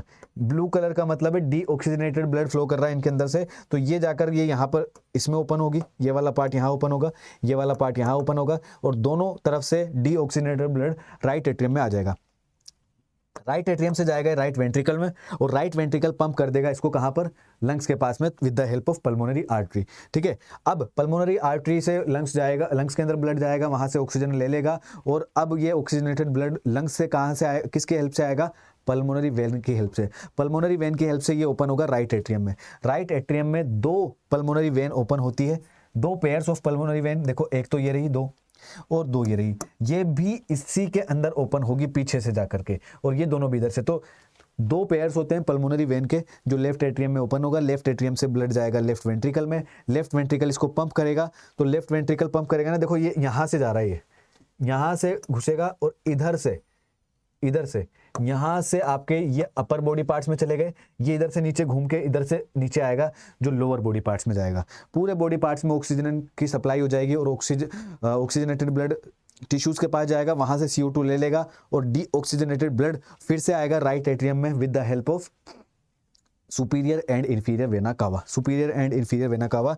तो राइट वेंट्रिकल बता दिया मैंने, कोर्डी टेंडनी बता दी, और अच्छा इसकी अभी हम बात करेंगे, नोड्स के बारे में बात करेंगे, डोंट वरी। SA नोड अभी बात मैं बताऊंगा, सिनोएट्रियल नोड। राइट एट्रियम हो गया, atrio ventricular node, AV node भी हम बात करेंगे, ठीक है। तो नोडल टिश्यूज को आगे बताऊंगा, डोंट वरी, नोडल टिश्यूज आगे हमारे आएंगे। चलिए, ये आ गए आपके नोडल टिश्यूज, डोंट वरी। देखो, जो हमारी हार्ट की जो मैकेनिज्म है ना, ये हार्ट खुद से ही स्टार्ट करता है, इसीलिए हम हमारे हार्ट को क्या बोलते हैं, मायोजेनिक हार्ट। क्योंकि हार्ट की जो मैकेनिज्म होती है, इसको किसी प्रकार की न्यूरल इंपल्स की, इलेक्ट्रिकल इंपल्स की जरूरत नहीं है, ब्रेन से कोई सप्लाई होने की जरूरत नहीं है, ये खुद से ही इंपल्स जनरेट करता है इसके खुद की मसल्स के अंदर। तो इसके लिए इसकी जो मसल्स होती है, वो कुछ मसल्स तो मॉडिफाई हो जाती है, मॉडिफाई होने के बाद में स्पेशल टाइप के टिश्यूज में कन्वर्ट हो जाती है, उसको बोलते हैं नोडल टिश्यूज, ठीक है। तो हार्ट बीट इनके मॉडिफाइड कार्डियक मसल्स की वजह से होते हैं, और ये नोडल टिश्यूज होते हैं, मतलब कार्डियक मसल्स कन्वर्ट हो गई नोडल टिश्यूज में। 4 टाइप के नोडल टिश्यूज होते हैं जो ऑटो रिदमिसिटी शो करते हैं, ऑटो रिदमिसिटी, अपने आप कॉन्ट्रैक्ट करने लगते हैं। तो इसको किसी नर्वस मैसेज की जरूरत नहीं होती है, न्यूरॉन्स के थ्रू, ब्रेन के थ्रू कोई मैसेज नहीं आता है, ठीक है। तो 4 टाइप के नोडल टिश्यूज होते हैं। एक होता है SA नोड, इसको पेस मेकर बोलते हैं हम। एक होता है AV नोड, इसको हम पेस सेटर भी बोलते हैं। और फिर होता है बंडल्स ऑफ हिज या AV बंडल या बंडल्स ऑफ पुरकिंजे फाइबर। और चौथा होता है पुरकिंजे फाइबर, फोर्थ होता है पुरकिंजे फाइबर, ठीक है। Pacemaker, SA node, AV node, pacesetter, bundles of His या AV बंडल्स, फिर Purkinje fibres. One by one करके सारों को समझते हैं कि कौन से पार्ट में कहाँ कौन कैसा होता है। देखो ये हार्ट का स्ट्रक्चर आ गया फिर से आपका। सबसे पहला आप यहाँ पर देखो, ये होता है एस ए नोड। कहाँ प्रेजेंट है? ये राइट एट्रियम है, राइट एट्रियम के अपर राइट कॉर्नर में, राइट एट्रियम के upper right corner, upper right corner. ऐसे खड़ा हो जाऊं मैं तो मेरा राइट पार्ट ये है और अपर पार्ट ये है, तो राइट एट्रियम के अपर राइट कॉर्नर में एस ए नोड कहाँ प्रेजेंट होगा? Upper right corner of right atrium, right atrium के अपर राइट कॉर्नर में। एक्शन पोटेंशियल इसके अंदर कितना होता है? 70 से लेकर के 75 इंपल्स को ये जनरेट कर सकता है। 70 टू 75 सबसे ज्यादा impulse generate S A node के अंदर होती है, स्टार्टिंग भी यहीं से होती है, और इसीलिए एस ए नोड को हम क्या बोलते हैं? पेसमेकर। ठीक है, फिर होता है एवी नोड। एवी नोड कहाँ प्रेजेंट होता है? एट्रियो वेंट्रिकुलर पार्ट के ऊपर। एट्रिया है, वेंट्रिकल है, इसके बीच में प्रेजेंट होता है atrioventricular node, that is AV node. कहाँ प्रेजेंट होगा? देखो राइट एट्रियम के लेफ्ट लोअर कॉर्नर पे, right left corner of right atrium, left corner of right atrium 60 से लेकर के 65 इंपल्स पर मिनट जनरेट करता है ये। फिर आ जाओ बंडल्स ऑफ हिज, यहां पर ये वाला पार्ट आपको दिखाई दे रहा है, बंडल्स ऑफ हिज। ठीक है, बंडल्स ऑफ हिज ये एट्रियो वेंट्रिकुलर सेप्टम पे प्रेजेंट है, एट्रियो वेंट्रिकुलर सेप्टम पे प्रेजेंट है। 40 to 45 impulse per minute generate करता है। नंबर याद रखना, देखो चारों नाम याद होने चाहिए आपको, कितने इंपल्स जनरेट करते हैं वो याद होने चाहिए, इनकी लोकेशन याद होनी चाहिए। ठीक है, फिर आ जाओ बंडल्स ऑफ हिज बता दिया। पुरकिंजे फाइबर्स, पुरकिंजे फाइबर्स कहां प्रेजेंट होते हैं? On the wall of ventricles. ये देखो वेंट्रिकल्स की वॉल पे, ये कौन है? पुरकिंजे फाइबर्स। पुरकिंजे फाइबर्स कहां प्रेजेंट है? वेंट्रिकल्स की वॉल पे। और कितना इंपल्स जनरेट करते हैं? 20 से लेकर के 25 इंपल्स पर मिनट। अब इनके इंपल्स तो अलग अलग है, लेकिन सारों को एक साथ मिलाएंगे तो एक एवरेज इंपल्स जनरेट होता है। ठीक है, तो ये जो नोडल टिश्यूज हैं ये हेल्प करते हैं हार्ट की रिदमिसिटी को मेंटेन करने के लिए। अगर किसी का हार्ट रिदमिकली काम नहीं कर रहा तो किसी ना किसी इन नोडल टिश्यूज के अंदर गड़बड़ी है। ठीक है, अगर स्टार्ट नहीं हो रहा तो ऐसे नोड में है। ठीक है, और इसी तरीके से अलग अलग नोडल टिश्यूज में प्रॉब्लम आने से अलग अलग तरीके की इनकी रिदमिसिटी खराब हो सकती है। चलिए अब बात करते हैं कि हार्ट की जो एक्टिविटी होती है वो किस तरीके से कंट्रोल होती है। देखिए हमारे ब्रेन के अंदर एक पार्ट है हाइंड ब्रेन के अंदर, मेडुला ओब्लोंगेटा। ये क्या रिलीज करता है? इससे एक वेगस नर्व आती है जो एसिटाइल कोलाइन रिलीज करती है, इसकी वजह से हार्ट बीट कम हो जाता है। ठीक है, अगर ये वेगस नर्व नहीं होती, हार्ट बीट काफी ज्यादा फास्ट होती है। वेगस नर्व किसको सप्रेस करती है? एसए नोड को। एसए नोड का जो 70 टू 75 इंपल्स जनरेट करता है वो पर मिनट, वो और ज्यादा कर सकता था, लेकिन वेगस नर्व उसको दबा के रखती है थोड़ा। देखो ये रहा, एस ए नोड को ये क्या करती है? सप्रेस करती है। ठीक है, ऐसा मान लो कि आप कोई गाड़ी चला रहे हो, उसका हैंड ब्रेक खींचा हुआ है, हैंड ब्रेक लगा हुआ है, आप स्पीड चला रहे हो 100 की, लेकिन वो चल रही है सिर्फ 75 किलोमीटर पर आवर, है ना। उसी तरीके से ये भी कॉन्सेप्ट है। चलिए दूसरा देखो, ये एक और नर्व रिलीज करता है, ऐसे एक्सक्लेरेटरी नर्व। एक्सक्लेरेटरी मतलब एक्सक्लेरेट करना, बढ़ा देना, जैसे एक्सक्लेरेटर देते हैं ना बाइक में, उसी तरीके से ये क्या रिलीज करता है? एपिनेफ्रिन एंड नॉरएपिनेफ्रिन, और ये हार्ट बीट को इंक्रीज करता है। तो हार्ट बीट को इंक्रीज करने के लिए तो एक्सक्लेरेटरी नर्व है, और हार्ट बीट को कम करने के लिए वेगस नर्व है। दोनों ही मेडुला ओब्लोंगेटा से कंट्रोल होती है। ठीक है, बात समझ में आ गई यहाँ पर। चलिए आगे बढ़ते हैं। हार्मोनल कंट्रोल की अगर हम बात करें तो कुछ हार्मोन्स भी होते हैं जो हमारी हार्ट बीट को कम करते हैं। देखो स्टार्ट तो कोई नहीं कर सकता, स्टार्ट तो हार्ट खुद करेगा, लेकिन उसको कम ज़्यादा किया जा सकता है। हम अपनी एक्टिविटीज से या हमारे ब्रेन से या केमिकल कोऑर्डिनेशन से हमारे ब्रेन की एक्टिविटी कम ज़्यादा हो सकती है। तो अगर हम बात करें थायराइड ग्लैंड की, तो thyroid gland thyroxine hormone secrete करता है, जिससे बीएमआर बढ़ता है, और बीएमआर बढ़ेगा तो हार्ट बीट भी बढ़ेगी। तो आपने सुना होगा जिन लोगों को थायराइड होता है उनकी जो हार्ट बीट रेट है काफ़ी ज़्यादा फास्ट होती है, बिकॉज बीएमआर फास्ट होता है, बेसिक मेटाबॉलिक रेट, उसकी वजह से आपकी हार्ट बीट भी फास्ट रहेगी।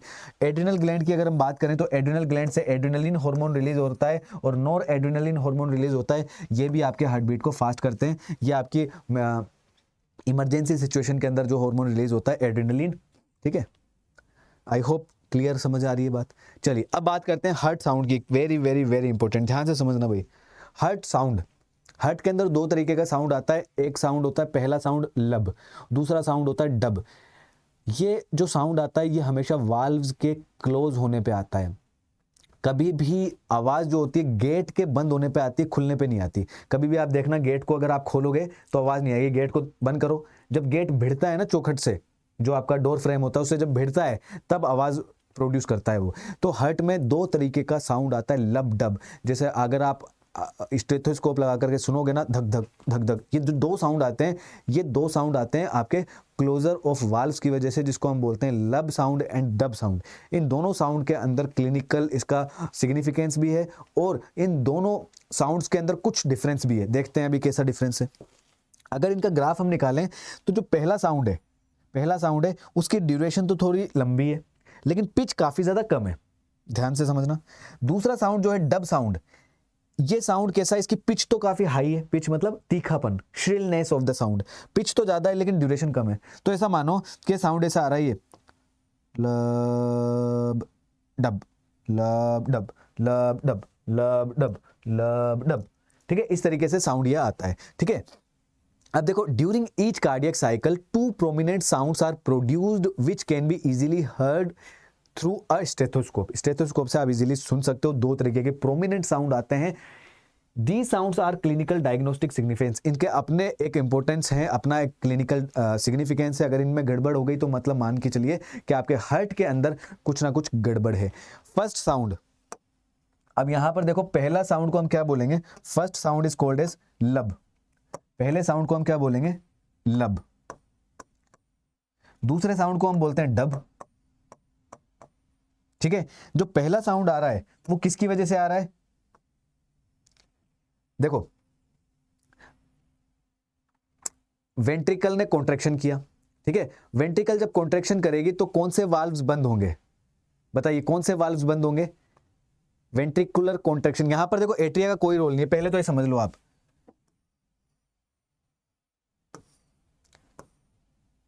Right atria, left atria, right ventricle, left ventricle.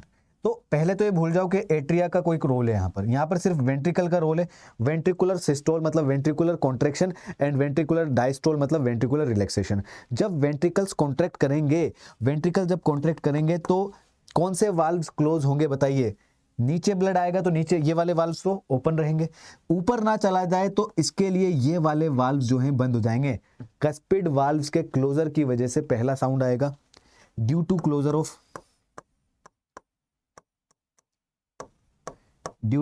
Of cuspid valve. Cuspid valve के क्लोज होने की वजह से पहला साउंड आता है, दैट इज लब। अब देखो, वेंट्रिकल ने कॉन्ट्रैक्ट कर दिया, ब्लड चला गया नीचे, अब वेंट्रिकल रिलैक्स करेंगे तो रिलैक्स करने की वजह से ब्लड वापस से ऊपर भी तो आ सकता है, हायर प्रेशर से लोअर प्रेशर की तरफ भी तो जाएगा।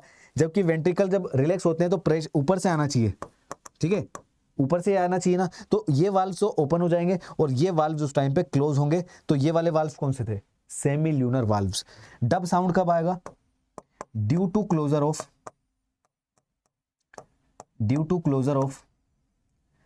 Semi lunar valve. Dub sound कब आएगा, due to closure of semilunar valve, ठीक है भाई। अब फर्स्ट साउंड की आप यहां पर देखो, इसकी पिच तो क्या है, काफी कम है, तो यहां पर लिख देते हैं पिच इसकी क्या है, काफी कम, जबकि इसकी पिच काफी ज्यादा है। सेकंड वाले साउंड की इसकी पिच काफी क्या है, ज्यादा है। अगर हम बात करें ड्यूरेशन की तो इसकी पिच तो कम हो गई, इसकी पिच ज्यादा हो गई। ड्यूरेशन की अगर हम बात करें तो ड्यूरेशन बताइए किसकी ज्यादा है, ड्यूरेशन देखो ये वाली है, ज्यादा है ड्यूरेशन आगे की तरफ, इसकी ड्यूरेशन काफी कम है। तो ड्यूरेशन फर्स्ट साउंड की ज्यादा है और ड्यूरेशन जो है सेकंड साउंड की काफी कम है। बात समझ में आ गई। पहला साउंड लब, दूसरा साउंड डब। लब साउंड जो आएगा वो आएगा आपका कस्पिड वाल्व्स के क्लोजर की वजह से, और दूसरा साउंड जो आएगा वो आएगा सेमी ल्यूनर वाल्व्स के क्लोजर की वजह से। फर्स्ट साउंड जो है वो उसकी पिच ज्यादा है लेकिन उसका ड्यूरेशन कम है। सेकंड साउंड डब जो है उसकी ड्यूरेशन कम है, ड्यूरेशन ज्यादा है लेकिन पिच काफी ज्यादा कम है, ठीक है। आई होप समझ में आ गई होगी भाई बात। अब हम बात करते हैं कार्डियक साइकिल की, काफी ज्यादा इंपॉर्टेंट है भाई, ध्यान से समझना। दिमाग के जो दरवाजे हैं खोल लीजिए उसको अच्छे से, क्योंकि ये वाला कॉन्सेप्ट आपको अच्छे से दिमाग के अंदर सेट हो जाना चाहिए भाई, very very very important. Question पूछा जाता है, बच्चे ज्यादातर इसी में कंफ्यूज होते हैं। कार्डियक साइकिल क्या है, कार्डियक साइकिल, कोई भी साइकिल का मतलब क्या होता है, कोई भी चीज जहां से स्टार्ट हुई वहीं पर आ गई। तो हार्ट के अंदर मान लीजिए कि ब्लड जो है वो वहां से निकला वापस आ गया, वन कंप्लीट साइकिल। हार्ट के मसल ने कॉन्ट्रैक्ट किया, ब्लड बाहर निकला, हार्ट ने रिलैक्स किया, वापस अंदर, एक कंप्लीट साइकिल। एट्रिया या वेंट्रिकल या इवन कार्डियक मसल कॉन्ट्रैक्ट करेगी, ब्लड बाहर निकलेगा, रिलैक्स करेगी, ब्लड वापस अंदर आएगा, तो एक कंप्लीट साइकिल हो जाता है। लेकिन ये साइकिल काफ़ी ज़्यादा फास्ट होता है, 0.8 सेकेंड के अंदर ये कंप्लीट 1 साइकिल हो जाता है। ठीक है, तो पहली चीज़ तो हम ये बात कर लेते हैं कि भाई क्या है ये cardiac cycle. It is a complete contraction and relaxation of atria और वेंट्रिकल और इवन कार्डियक मसल। तो कार्डियक मसल हो या एट्रिया हो या वेंट्रिकल हो, इनका एक complete contraction and complete relaxation, इसको बोलते हैं हम कार्डियक साइकिल। कार्डियक साइकिल में ब्लड हार्ट से बाहर निकलेगा और वापस से अंदर आ जाएगा, ये कंप्लीट क्या हो गया, साइकिल हो गया कार्डियक। इसके अंदर 0.8 सेकेंड का टोटल टाइम लगता है। ध्यान से समझना भाई, ध्यान से समझना। मैं यहाँ पर आपके लिए लिख देता हूं, एक तो हो गया हमारे पास सिस्टोल, एक हो गया हमारे पास डायस्टोल, और यहां पर हो गया हमारे पास एट्रिया, और यहां पे हो गया हमारे पास वेंट्रिकल। दोनों है, एट्रिया हो गया, वेंट्रिकल हो गया। चलिए यहां पर लाइन खींच देते हैं। टोटल टाइम 0.8 सेकेंड का लगता है दोनों को ही।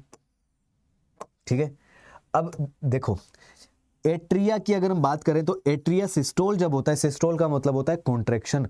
एट्रिया को कॉन्ट्रैक्ट होने में कितना टाइम लग रहा है, एट्रिया को रिलैक्स होने में कितना टाइम लग रहा है, वेंट्रिकल को कॉन्ट्रैक्ट होने में कितना टाइम और वेंट्रिकल को रिलैक्स होने में कितना टाइम। ध्यान से समझना, एट्रिया जब सिस्टोल करते हैं मतलब एट्रियल कॉन्ट्रैक्शन जब होता है तो सिर्फ 0.1 का सेकेंड का टाइम लगता है, 0.1 सेकेंड, जबकि टोटल टाइम इसको कॉन्ट्रैक्शन एंड रिलैक्सेशन में 0.8 लग रहा है। जब टोटल 0.8 लग रहा है और कॉन्ट्रैक्शन में 0.1 लग रहा है तो बचा कितना, डायस्टोल में मतलब रिलैक्सेशन में कितना बच गया, 0.7 बच गया, 0.7 बच गया। क्लियर। ऐसे ही वेंट्रिकुलर कॉन्ट्रैक्शन में 0.3 सेकेंड लगता है, वेंट्रिकुलर कॉन्ट्रैक्शन में 0.3 सेकेंड लगता है, और टोटल टाइम जो है वेंट्रिकुलर कॉन्ट्रैक्शन एंड रिलैक्सेशन का टोटल टाइम 0.8 सेकेंड है, तो बचा कितना, 0.5 सेकेंड, 0.5 सेकेंड। ठीक है, अब इसको हम अच्छे से समझने के लिए यहां पर इस सर्कल की हेल्प लेंगे। ध्यान से समझना, ये टोटल टाइम जो है 0.8 सेकेंड था, तो हमने इसको डिवाइड कर लिया 0.4 और 0.4 में। ठीक है, 0.4 एंड 0.4 में। अब यहां पर इस 0.4 को भी मैं दो पार्ट्स में डिवाइड कर रहा हूं। ये हो गया 0.1 और ये हो गया 0.3 और ये हो गया 0.4। कोई दिक्कत, 0.4 0.4 टोटल हो गया 0.8। इस 0.4 को भी मैंने दो पार्ट्स में डिवाइड कर दिया, 0.1 और 0.3। ठीक है, अब ध्यान से समझना कि ये अंदर वाला जो ग्रीन वाला सर्कल आपको दिखाई दे रहा है, ये वाला सर्कल, ये तो हो गया आपका एट्रियल कॉन्ट्रैक्शन। जो ये वाला पार्ट मैंने बनाया ना, ये क्या हो गया, एट्रियल कॉन्ट्रैक्शन। तो मैं यहां पर इसको लिख सकता हूं कि ये क्या है, ये हो गया आपका एट्रियल कॉन्ट्रैक्शन, एट्रियल कॉन्ट्रैक्शन। ठीक है, अच्छा, अगर 0.1 सेकेंड में पूरा एट्रियल कॉन्ट्रैक्शन है, तो आप मुझे एक बात बताइए कि दूसरा कलर ले लेंगे इसमें हम, पिंक, यहां से ले जाकर के यहां तक, ये पूरा क्या हो गया भाई, या आप बोलोगे कि सर ये तो हो गया भाई 0.1 सेकेंड में एट्रियल कॉन्ट्रैक्शन हो रहा है, तो 0.7 सेकेंड में क्या हो रहा है, क्या हो रहा है, एट्रियल डायस्टोल।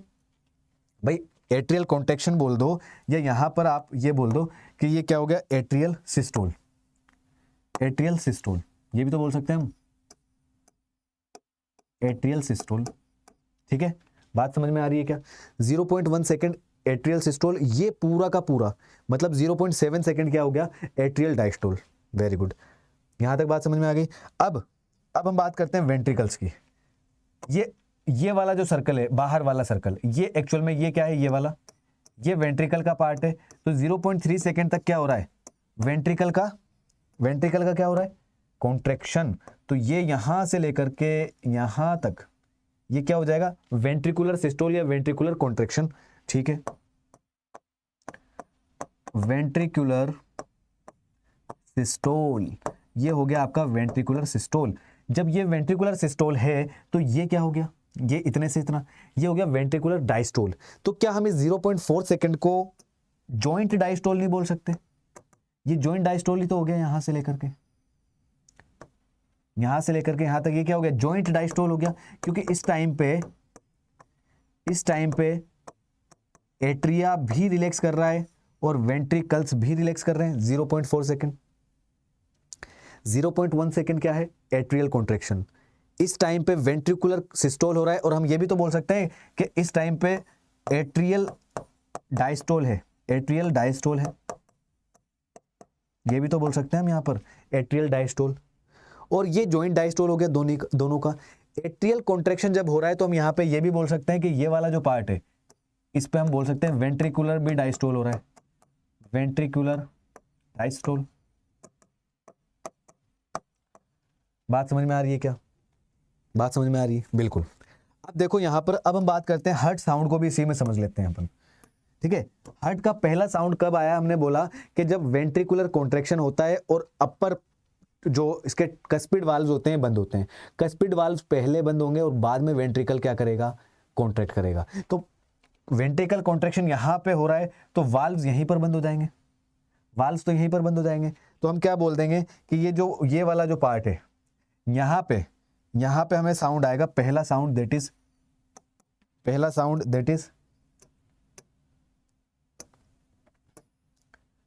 यहां पे क्या आएगा हमें, लब। फर्स्ट साउंड जो आएगा वो 0.1 सेकेंड पे आएगा भाई, 0.1 सेकेंड पे। और यहां पे हमें कौन सा साउंड आएगा, यहां पे हमें सेकेंड साउंड आएगा that is dub. Second sound हमें कहां पर आएगा, वेंट्रिकुलर रिलैक्सेशन पे, दैट इज डब। क्योंकि यहीं से तो स्टार्ट हो रहा है भाई, यहीं से तो स्टार्ट हो रहा है। क्लियर, कोई भी डाउट आए मेरे को कमेंट करके बता देना, बहुत क्लियर कॉन्सेप्ट आपको समझ में आ जाएगा यहाँ पर। 0.1, 0.3, 0.4, ठीक है, सारी चीजें मैंने आपको बता दी किस में क्या घटना घटित हो रही है। जैसे कि 0.1 में एट्रियल कॉन्ट्रैक्शन हो रहा है और वेंट्रिकुलर डायस्टोल हो रहा है। अगले 0.3 सेकंड में क्या हो रहा है, वेंट्रिकुलर कॉन्ट्रैक्शन हो रहा है बट एट्रियल डायस्टोल हो रहा है। लेकिन इस पार्ट के अंदर जॉइंट डायस्टोल हो रहा है, दोनों ही जो चेंबर्स हैं वो क्या कर रहे हैं, डायस्टोल कर रहे हैं, रिलैक्स कर रहे हैं। सिस्टोल मतलब कॉन्ट्रैक्शन और रिलैक्स मतलब डायस्टोल, ठीक है। और इस 0.1 बता दिया पूरा।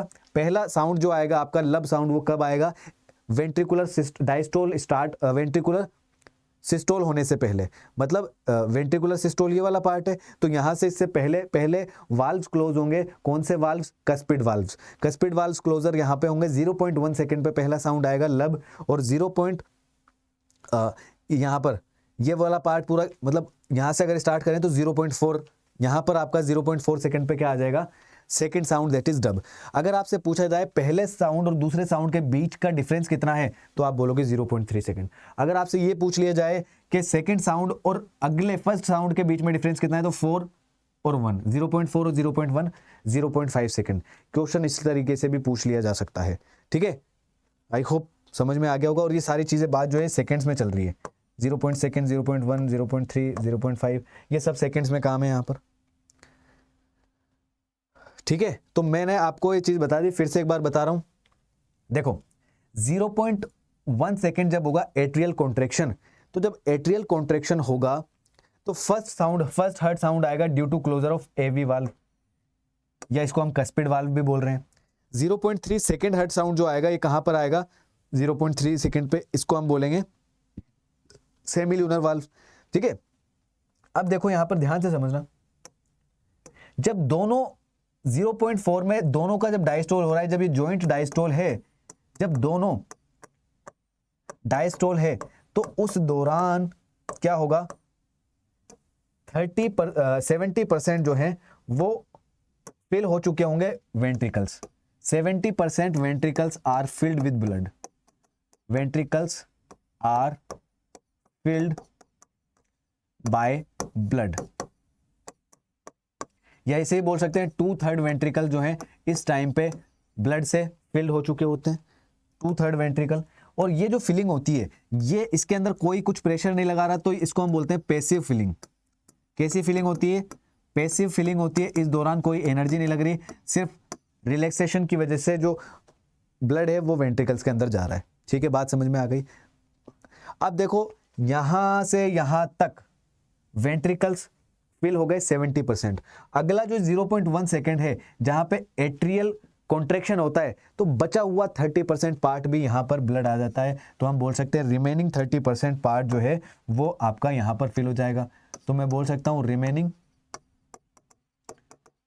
30% वेंट्रिकल्स आर ऑल्सो फिल्ड।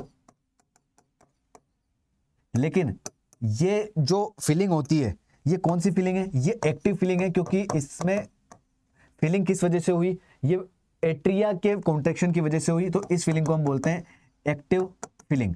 तो क्वेश्चन ये पूछ लिया जाता है भाई जो पैसिव फिलिंग है उसकी वजह से कितना % पार्ट वेंट्रिकल्स का भरता है ब्लड से? तो आप बोलोगे 70% पार्ट। अगर आपसे पूछ लिया जाए कि पैसिव फिलिंग की वजह से एक्टिव फिलिंग की वजह से कितना % पार्ट वेंट्रिकल्स का फिल होता है, तो आप बोलोगे एक्टिव फिलिंग का 30% और पैसिव फिलिंग की वजह से 70%। ठीक है। अगर पूछ लिया जाए कि कितना टाइम लगता है एक्टिव फिलिंग में, 0.1 सेकेंड। कितना टाइम लगता है पैसिव फिलिंग में, 0.4 सेकेंड। Total time 0.5 second. बताओ भाई यहां तक चीजें समझ में आ रही है क्या? अच्छे से सुपर कॉन्सेप्ट है, अच्छे से सारी चीजें आपको समझ में आ गई होगी। यहाँ पर जॉइंट डायस्टोल हो रहा है तो इसमें 70% जो है वेंट्रिकल्स फिल हो जाते हैं, बचा हुआ 0.1 सेकेंड में 30% पार्ट भी फिल हो जाएगा। ये एक्टिव फिलिंग है क्योंकि यहाँ पर हार्ट के मसल ने कॉन्ट्रैक्ट किया है, कॉन्ट्रैक्शन जब किया तो एनर्जी लगती है, रिलैक्सेशन में कोई एनर्जी नहीं लगती, रिलैक्स अपने आप होता है, तो ये पैसिव फिलिंग है। पैसिव फिलिंग में 70%, एक्टिव फिलिंग में 30%। एक्टिव फिलिंग के अंदर 0.1 सेकेंड, पैसिव फिलिंग में 0.4 सेकेंड का समय लगता है। ठीक है भाई, समझ में आ गई होगी बात। चलिए अब हम बात करते हैं कुछ वॉल्यूम के बारे में। हमारे पास में 2 वॉल्यूम्स होते हैं, एक होता है and diastolic volume, and diastolic volume या इसको शॉर्ट में बोलते हैं ईडीवी, और एक होता है एंड सिस्टोलिक वॉल्यूम जिसको हम बोलते हैं ईएसवी। ठीक है। अब एंड डायस्टोलिक वॉल्यूम का मतलब क्या है? नाम से पता चल रहा है, डायस्टोल करने के एंड पे कितना वॉल्यूम ऑफ ब्लड फिल्ड है वेंट्रिकल्स के अंदर, कितना पार्ट ऑफ वेंट्रिकल्स या कितना वॉल्यूम ऑफ ब्लड प्रेजेंट है डायस्टोल करने के बाद वेंट्रिकल्स के अंदर। ठीक है। एंड सिस्टोलिक वॉल्यूम ईएसवी, अगर वेंट्रिकल्स ने पूरा पंप कर दिया, बिल्कुल पंप करने के बाद में सिस्टोल के बाद में कितना ब्लड प्रेजेंट है वेंट्रिकल्स के अंदर, तो उसको हम बोलेंगे एंड सिस्टोलिक वॉल्यूम, हर एक वेंट्रिकल के अंदर। ठीक है। तो देखो यहां पर मान लीजिए बोतल है, आप बोतल को भरते जाओगे, पानी से भर रहे हो, बोतल थोड़ी थोड़ी स्ट्रेच होती जा रही है, भरती जा रही है, एंड हो गया, अब नहीं बढ़ेगा इससे ज्यादा, एंड हो गया। तो उसके अंदर कितना अमाउंट ऑफ ब्लड आ रहा है, कितना अमाउंट ऑफ वाटर आ रहा है, अगर वाटर भर रहे हो तो अगर हम वेंट्रिकल्स की बात करते हैं तो वेंट्रिकल्स के अंदर एक वेंट्रिकल पूरा फुल हो जाने के बाद में जो ब्लड आता है उसमें आता है 120 ml। कितना आता है? 120 ml। अगर मान लीजिए आपने इसको पिचका दिया, बोतल को पिचका दिया, पंप किया, जब वेंट्रिकल कॉन्ट्रैक्ट करेंगे, वेंट्रिकल सिस्टोल होगा, तो सिस्टोल के एंड में कितना ब्लड बचा इसके अंदर? तो वो ब्लड बचता है 50 ml। पहले 120 था, 50 बाद में बच गया, तो बाहर कितना निकला? बाहर निकला 70 ml। और इसी को बोलते हैं स्ट्रोक वॉल्यूम। वेंट्रिकल से ईच वेंट्रिकल कितना ब्लड पंप करता है एक कॉन्ट्रैक्शन में, वो होता है स्ट्रोक वॉल्यूम। स्ट्रोक वॉल्यूम को जब हम 1 मिनट में निकालते हैं तो वेंट्रिकल्स कितनी बार पंप करते हैं 1 मिनट के अंदर? 72 टाइम्स। तो 72 टाइम्स इंटू 70, तो 5000 ml का अमाउंट आता है, वॉल्यूम आता है, जिसको हम बोलते हैं कार्डियक आउटपुट। जी हाँ, कार्डियक आउटपुट कहा जाता है 1 मिनट में जो वेंट्रिकल है वो कितना ब्लड पंप कर रहा है। ठीक है। तो देखो एंड डायस्टोलिक वॉल्यूम क्या है? It is a volume of blood fill in each ventricle at the end of their diastole. पूरा डायस्टोल होने के बाद में एक वेंट्रिकल के अंदर कितना वॉल्यूम ऑफ ब्लड आता है उसको हम बोलते हैं एंड डायस्टोलिक वॉल्यूम, जिसका अमाउंट है 120 ml। ठीक है। ईडीवी 2 चीजों पर डिपेंड करता है, वेंट्रिकल के साइज के ऊपर डिपेंड करता है, और दूसरा कितने ड्यूरेशन में वो फिल हो रहा है। मान लीजिए एक बाल्टी है, एक बाल्टी आपकी 1 मिनट में भर रही है, दूसरी बाल्टी 2 मिनट में भर रही है, तो इसका आइडिया लग सकता है ना कि जो बाल्टी देर से भर रही है इसका मतलब है उसके वेंट्रिकल का साइज ज्यादा है, या उस बाल्टी के अंदर जो वॉल्यूम ऑफ वाटर है वो ज्यादा होगा। ठीक है। तो 2 चीजों पे डिपेंड करता है, जितना ज्यादा साइज होगा वेंट्रिकल का उतना ही ज्यादा वॉल्यूम होगा उसके, और जितना टाइम भरने में लग रहा है उस वेंट्रिकल को उतना ही ज्यादा वॉल्यूम उसके अंदर ब्लड का आएगा। बात समझ में आ गई। फिर बात करते हैं एंड सिस्टोलिक वॉल्यूम ESV। तो ESV का अमाउंट 50 ml होता है। It is the volume of blood eight the end of systole in each ventricle. एक वेंट्रिकल के अंदर कितना वॉल्यूम ऑफ ब्लड रिमेनिंग रहता है हर एक वेंट्रिकल में at the end of their diastole, नहीं at the end of their systole. यहां पर सिस्टोल आएगा भाई, ठीक है, at the end of their systole and systole के एंड पे, डायस्टोल के एंड पे, ठीक है। तो यहां पर ये टोटल वॉल्यूम ऑफ ब्लड कितना था, 120 ml पंप किया वेंट्रिकल ने, ब्लड बाहर निकला, जितना बाहर निकला वो स्ट्रोक वॉल्यूम हुआ। स्ट्रोक वॉल्यूम 70 ml आता है, अंदर कितना है 50 ml। ये जो ESV है ना 50 ml, ये हमेशा फिक्स होता है,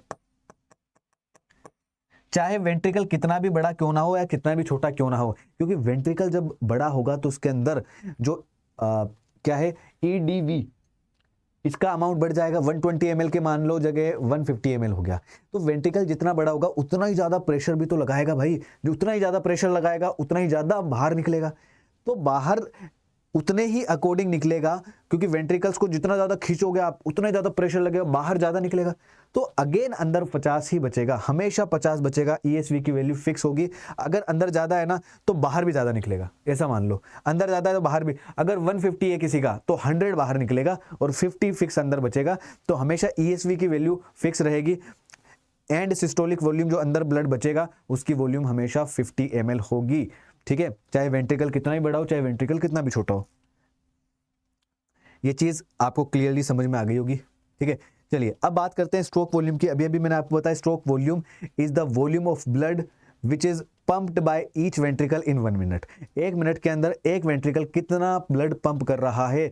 तो आप बताओ एक हार्ट बीट के अंदर कितना कर रहा है स्ट्रोक वॉल्यूम, 70 ml। 70 ml है ना, कितने टाइम्स, कितनी हार्ट बीट होगी 1 मिनट के अंदर, 72। तो 70 इंटू 72, तो 70 इंटू 72 कितना आ जाएगा। अच्छा स्ट्रोक वॉल्यूम पूछा है, कार्डियक आउटपुट नहीं पूछा है, stroke volume. Stroke volume is the volume of blood released by each ventricle in one systole, ठीक है। तो SV की वॉल्यूम कितना आ जाएगा, देखो volume of blood pumped by each ventricle during single systole. तो SV कितना, EDV माइनस ESV। EDV अंदर था, ESV क्या हो जाएगा, ESV बाद में बचा, तो 120 माइनस 50, 70 ml। 70 ml ब्लड जो है एक वेंट्रिकल से एक सिस्टोल के अंदर बाहर निकलेगा। कार्डियक आउटपुट, ठीक है, volume of blood pumped by each ventricle in 1 minute, पर मिनट। 1 मिनट के अंदर कितना ब्लड एक वेंट्रिकल से बाहर निकल रहा है उसको हम बोलते हैं क्या, कार्डियक आउटपुट। तो कार्डियक आउटपुट का हार्ट बीट रेट्स को मल्टीप्लाई करें स्ट्रोक वॉल्यूम से। हार्ट बीट रेट 72 टाइम्स होती है 1 मिनट में, और स्ट्रोक वॉल्यूम एक बार में 70 हो गया, तो इसको मल्टीप्लाई किया कितना आ गया, 5 लीटर या 5000 ml, ठीक है। चलिए अब हमारे लिए एक इंपॉर्टेंट पार्ट आ रहा है यहाँ पर, ECG। Very very very important ECG question पूछ लिया जाता है यहाँ पर, ठीक है। ECG देखो क्या होता है। ECG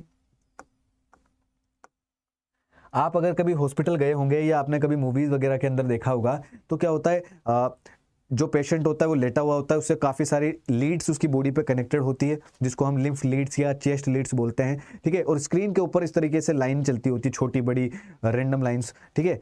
ये एक्चुअल में क्या है, ECG क्या है, ECG is a graphical representation of your electrical activity of your heart.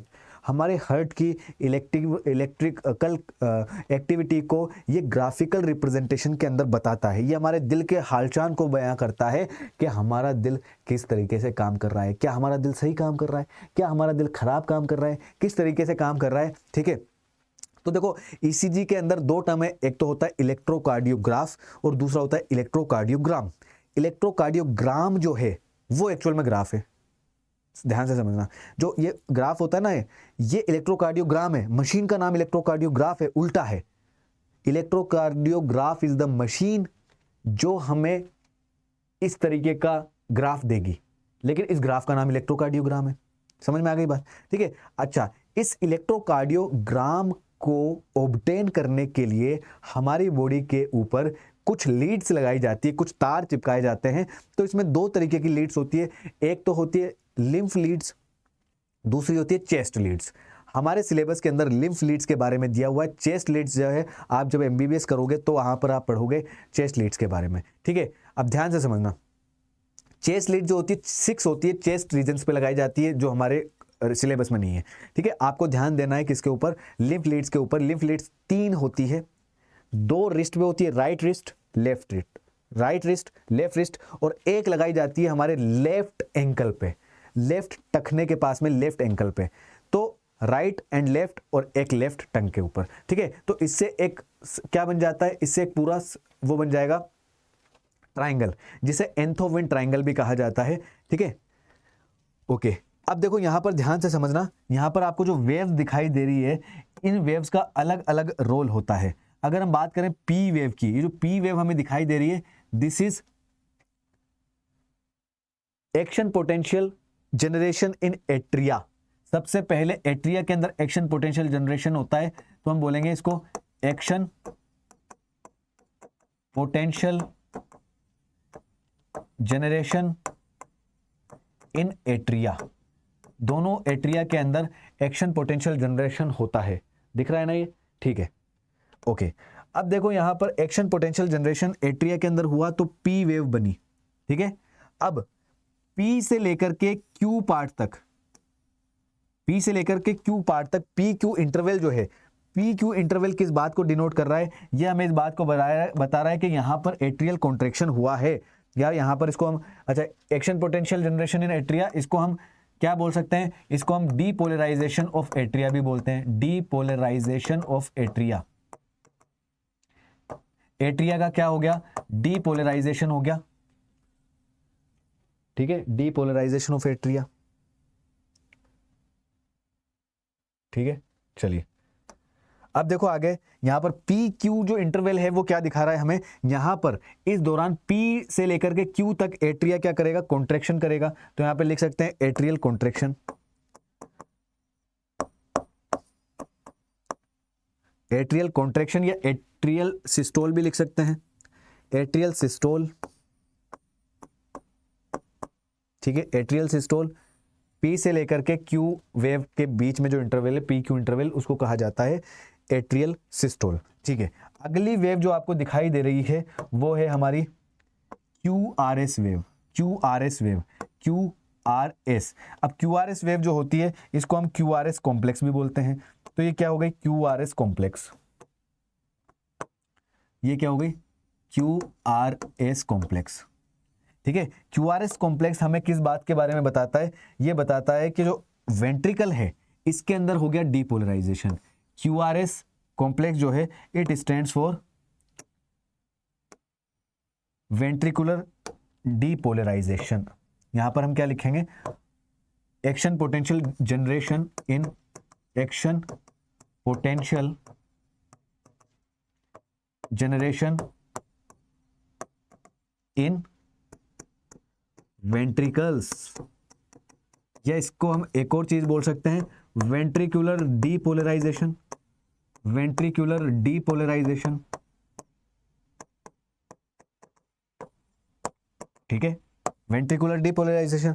अब देखो क्यू आर एस कॉम्प्लेक्स क्या है, डीपोलराइजेशन ऑफ वेंट्रिकल्स, लेकिन वेंट्रिकल का जो कॉन्ट्रैक्शन स्टार्ट होता है वो कहां से स्टार्ट होगा, वो यहां से क्यू वेव के बाद में स्टार्ट होगा, क्यू के बाद में, और क्यू से लेकर के ये होगा आपका क्यू टी तक, टी वेव के यहां पर बिल्कुल इसके एंड तक, क्यू टी तक। तो क्यू टी वेव जो आपको दिखाई दे रही है, क्यू टी इंटरवल जो है, ये एक्चुअल में क्या है, Q T interval represents the ventricular contraction, ventricular contraction, ठीक है। वेंट्रिकुलर कॉन्ट्रैक्शन कौन रिप्रेजेंट कर रहा है, क्यू टी वेव, ठीक है। अब यहां पर ये जो टी वेव है ये क्या है, it is the repolarisation of ventricles, it is the repolarisation of ventricle. T wave क्या रिप्रेजेंट कर रहा है, रीपोलराइजेशन ऑफ वेंट्रिकल्स, रीपोलराइजेशन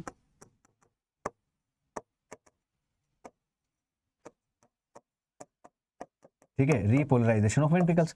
क्योंकि आगे चल करके टी के बाद में पी वेव भी तो आएगी, यहां पर अगर आप ऐसे चलोगे तो पी वेव, फिर से पी वेव आ जाएगी। तो टी और पी का इंटरवल, भाई ये वाला टी और इसका अगला पी, इन दोनों का जो इंटरवल है टी पी इंटरवल, इस टाइम पे होगा क्या, वेंट्रिकुलर डायस्टोल, वेंट्रिकुलर रिलैक्सेशन। तो यहां पे क्या लिखेंगे हम, वेंट्रिकुलर डायस्टोल, या इसको कहा जाएगा वेंट्रिकुलर कॉन्ट्रैक्शन, वेंट्रिकुलर कॉन्ट्रैक्शन। समझ में आ गई बात? तो P, Q R S and T, ये तीन वेव्स आपको ध्यान रखनी है। पी वेव जो है किस बात को रिप्रेजेंट कर रहा है? एक्शन पोटेंशियल जनरेशन इन एट्रिया, जिसकी वजह से एट्रिया में डिपोलराइजेशन होगा। लेकिन पी से लेकर क्यू तक इस पूरे टाइम के दौरान एट्रियल कॉन्ट्रैक्शन होगा। तो यहां पर ये आ गया atrial systole. Q R S complex जो है ये किस बात को रिप्रेजेंट कर रहा है? ये इस बात को रिप्रेजेंट कर रहा है कि एक्शन पोटेंशियल जनरेशन हो गया वेंट्रिकल्स में, राइट। इसको हम वेंट्रिकुलर डीपोलराइजेशन भी बोलते हैं। और वेंट्रिकुलर डीपोलराइजेशन जब होगा तो क्यू वेव के बाद में देखो ये जीरो है, तो नेगेटिव की तो कोई वैल्यू नहीं होती इस ग्राफ के अंदर। तो क्यू वेव यहाँ पे, यहाँ से क्यू के बाद में जो पॉजिटिव वैल्यू स्टार्ट होगी, तो यहाँ से जो है ना क्यू से स्टार्ट होने लगता है वेंट्रिकुलर कॉन्ट्रैक्शन, और ये चलता है टी वेव के एंड तक। एनसीईआरटी में क्लियर कट लिखा हुआ है टी वेव के एंड तक ये चलेगा, ठीक है। तो यहां से लेकर यहां तक कॉन्ट्रैक्शन ऑफ वेंट्रिकल्स होगा, फिर आएगी टी वेव। देखो टी वेव पहले आ जाती है, लेकिन फिर भी वेंट्रिकुलर कॉन्ट्रैक्शन चलता रहता है। लेकिन ये जो टी वेव है ये रिप्रेजेंट कर रही है रीपोलराइजेशन ऑफ वेंट्रिकल्स को। रीपोलराइजेशन ऑफ वेंट्रिकल्स हो जाएगा तो इसके बाद में यहां से स्टार्ट होगा आपका ventricular diastole. Ventricular diastole, ventricular diastole मतलब वेंट्रिकुलर रिलैक्सेशन, कॉन्ट्रैक्शन नहीं, वेंट्रिकुलर रिलैक्सेशन। डायस्टोल का मतलब क्या हो जाएगा? रिलैक्सेशन, ठीक है ना बात। चलिए आगे बढ़ते हैं। तो एनसीईआरटी की लाइन देखो यहां पर लिखी हुई है, पूरे के पूरे ईसीजी की बात क्लियर हो जाएगी। P wave represents the electrical excitation और depolarisation of the atria which leads to the contraction of both the atria. जब पी वेव आएगी तो एक्शन पोटेंशियल जनरेट हो गया एट्रिया के ऊपर, और एट्रिया पे होगा तो क्या होगा? उससे एट्रिया कॉन्ट्रैक्ट करेंगे एस ए नोड से ना। क्यूआरएस कॉम्प्लेक्स क्या करेगा? रिप्रेजेंट करता है डीपोलराइजेशन ऑफ वेंट्रिकल्स। वेंट्रिकल्स के डीपोलराइजेशन को ये क्या करता है? रिप्रेजेंट कर रहा है। और ये किसको इनिशिएट करेगा? वेंट्रिकुलर कॉन्ट्रैक्शन को। वेंट्रिकुलर कॉन्ट्रैक्शन कब स्टार्ट होगा? Shortly after Q wave, after Q wave. और कब तक चलेगा? कब तक चलेगा?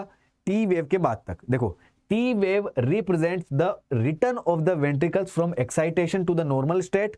The end of the T wave marks the end of systole. देखो टी वेव का एंड जो है वहां तक सिस्टोल चलता है, लेकिन टी से लेकर अगले पी तक क्या होगा? Relaxation of ventricle. तो यहां पर क्या हम इसको फिर से हम उस सर्कल के हेल्प से समझ सकते हैं? बिल्कुल समझ सकते हैं, ध्यान से समझना भाई,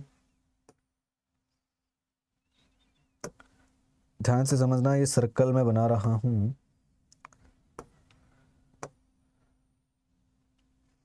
देखो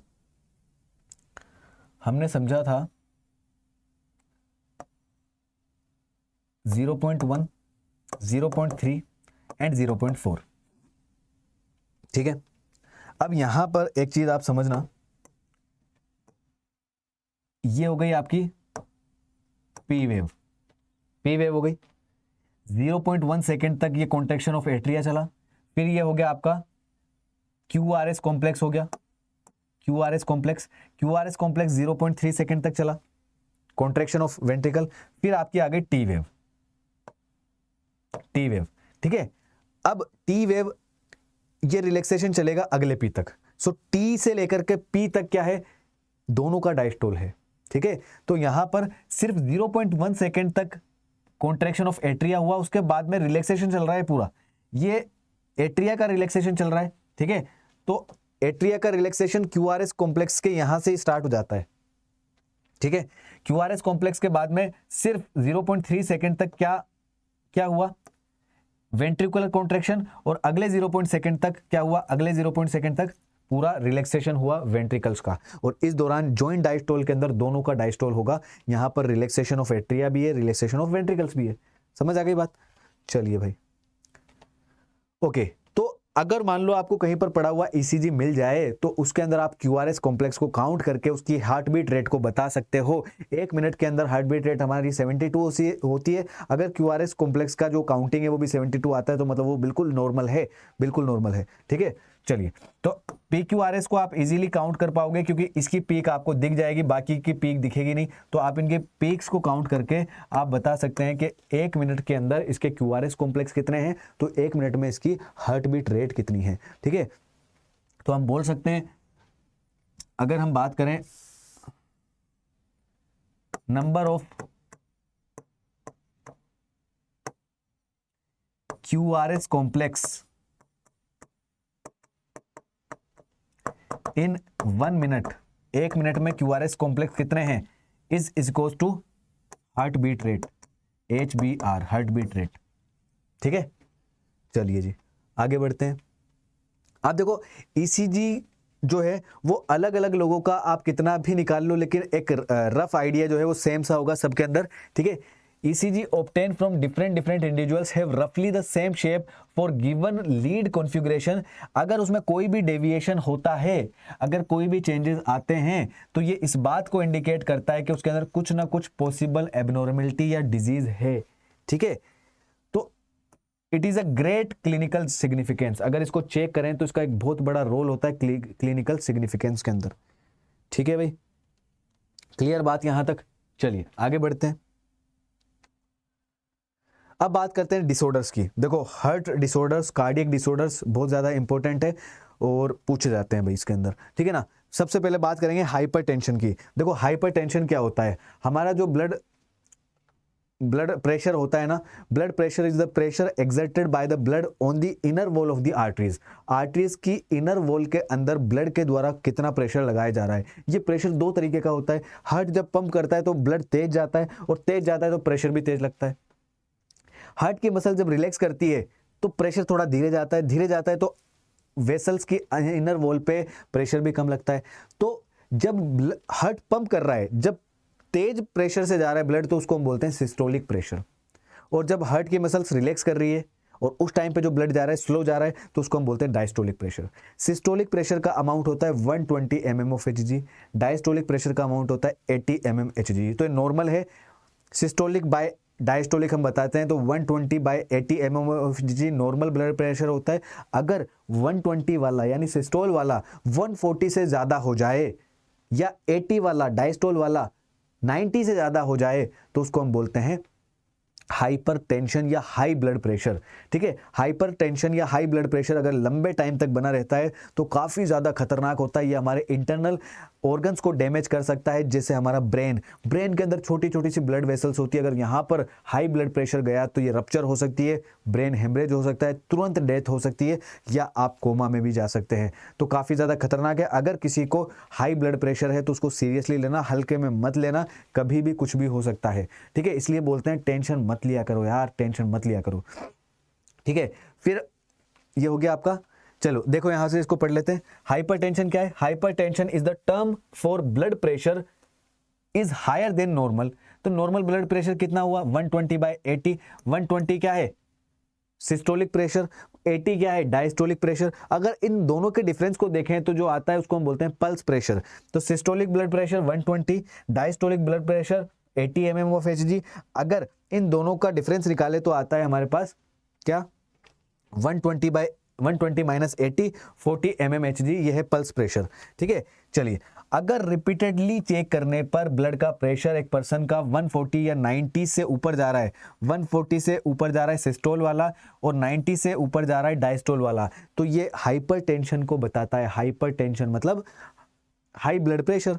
ठीक है, हाई ब्लड प्रेशर की वजह से हार्ट डिजीज होती है और ये आपके इंटरनल वाइटल ऑर्गन्स जैसे ब्रेन और किडनी को भी डैमेज कर सकता है। बहुत खतरनाक है भाई, बहुत खतरनाक।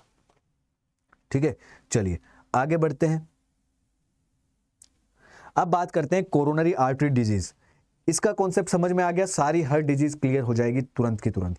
कोरोनरी आर्टरी डिजीज, देखो हार्ट के मसल्स के अंदर वो आर्टरी जो हार्ट के मसल्स को ब्लड सप्लाई करती है उसको बोलते हैं कोरोनरी आर्टरी। अगर इसके अंदर कुछ गड़बड़ हुई तो इसको बोलते हैं कोरोनरी आर्टरी डिजीज। इसके अंदर गड़बड़ एक ही होती है, जब आप हाई कोलेस्ट्रॉल कंटेनिंग फूड खाते हो, कचौरी खाते हो, समोसा खाते हो, तेल में तली भुनी चीज़ें खाते हो, तो उससे क्या होता है? कोरोनरी आर्टरी जो होती है हार्ट के मसल्स को ब्लड सप्लाई करने वाली आर्टरी, उसके अंदर ये जो आपका जो फैट है, कोलेस्ट्रॉल है, चिपक जाता है अंदर की तरफ। अब अंदर चिपक जाएगा तो उसकी वॉल जो है अंदर से मोटी हो जाएगी, और अंदर से मोटी हो जाएगी तो ल्यूमेन काफी ज्यादा कम हो जाएगा। ल्यूमेन कम हो जाएगा तो उसकी वजह से ब्लड फ्लो में प्रॉब्लम आएगी, ऑक्सीजन लेवल में फ्लो में प्रॉब्लम आएगी। ध्यान से समझना, ये आपकी कोरोनरी आर्टरी, कोरोनरी आर्टरी में ब्लड जाता है इस तरीके से। लेकिन आपने कोलेस्ट्रॉल ज़्यादा खाया तो कोलेस्ट्रॉल जो है चिपक गया, कोलेस्ट्रॉल यहाँ पे डिपॉजिट हो गया, कोलेस्ट्रॉल के साथ साथ में यहाँ पे कैल्शियम भी आ जाता है, यहाँ पे फाइब्रस टिश्यूज भी आ जाते हैं। तो उसकी वजह से जो ल्यूमेन है ये देखो काफ़ी कम हो जाती है। ल्यूमेन कम हो जाएगा, ऑक्सीजन नहीं जा पाएगा, ऑक्सीजन नहीं जा पाएगा, सॉरी ब्लड नहीं जा पाएगा तो ऑक्सीजन नहीं जा पाएगा। इस पहाड़ जैसे स्ट्रक्चर को हम बोलते हैं एथेरोमा, एथेरोमा, ठीक है। इस एथेरोमा के फॉर्मेशन को कहा जाता है एथेरोस्क्लेरोसिस, एथेरोस्क्लेरोसिस, एथेरोस्क्लेरोसिस, ठीक है। क्या होता है इसकी वजह से ब्लड फ्लो रुक जाता है, प्रॉपर ब्लड की सप्लाई, प्रॉपर ऑक्सीजन की सप्लाई हार्ट के मसल्स के अंदर नहीं हो पाती। इसी की वजह से सारी की सारी प्रॉब्लम आती है। इसी की वजह से आती है myocardial ischaemia, not proper supply of oxygen to the heart muscles. इसी की वजह से आती है second, that is angina, heart के मसल्स में बहुत तेज पेन होता है, एंजाइना पेक्टोरिस कहा जाता है। तीसरा आता है हमारा हार्ट फेलियर, है ना। हार्ट फेलियर में क्या होता है, blood is not able to pump effective blood, ठीक है। पूरे बॉडी पार्ट्स के अंदर जब ब्लड को सप्लाई करने में हार्ट फेल हो जाता है तो हार्ट फेलियर कहा जाता है। फिर आता है हार्ट अटैक, हार्ट अटैक मतलब damage to some muscle of cardiac, cardiac muscles के कुछ पार्ट के अंदर अगर डैमेज हो जाता है हार्ट अटैक बोलते हैं। फिर पांचवा आता है कार्डियक अरेस्ट, मतलब पूरी की पूरी हार्ट मसल डैमेज और कार्डियक आउटपुट जो है वो जीरो हो जाता है, पीप करके एक स्ट्रेट लाइन आ जाती है। कार्डियक आउटपुट जब जीरो हो जाएगा जिसे हम बोलते हैं कार्डियक अरेस्ट, ठीक है। देखो कोरोनरी आर्टरी डिजीज को हम जनरली एथेरोस्क्लेरोसिस भी बोलते हैं। इस दौरान क्या होता है, ये वो वेसल्स अफेक्ट होती है जो ब्लड सप्लाई करती है हार्ट मसल्स को, ठीक है। क्या होता है, क्यों होता है, ये तब होता है जब आपके फूड के अंदर ज्यादा आपने क्या खा लिया, कोलेस्ट्रॉल खा लिया, तो fat, cholesterol and fibrous tissues and calcium ये डिपॉजिट हो जाते हैं किस आर्टरी में, आपकी कोरोनरी आर्टरी के अंदर, ठीक है। जिसकी वजह से ब्लड फ्लो अफेक्ट हो जाएगा, ब्लड फ्लो रुक जाएगा। अब देखो एथ्रोमा क्या है, एथ्रोमा जब बनेगा तो उससे कोरोनरी आर्टरी डिजीज होगी, कोरोनरी आर्टरी डिजीज होगी तो सारी की सारी डिजीज हो जाएगी आपको। कौन कौन सी, मायोकार्डियल इश्मीया, मायोकार्डियल इश्मीया का मतलब है less oxygen supply to the heart muscles, decrease oxygen supply to cardiac muscles, cardiac muscles को ऑक्सीजन सप्लाई कम हो जाएगी, ठीक है। दूसरा क्या है, हार्ट फेल्योर, हार्ट फेल्योर को हम कंजेस्टिव हार्ट फेल्योर भी बोलते हैं। इसके अंदर जो हार्ट है वो इफेक्टिव ब्लड को सप्लाई करने में फेल हो जाता है, ठीक है। तो यहां पर हम क्या लिख सकते हैं, heart not able to pump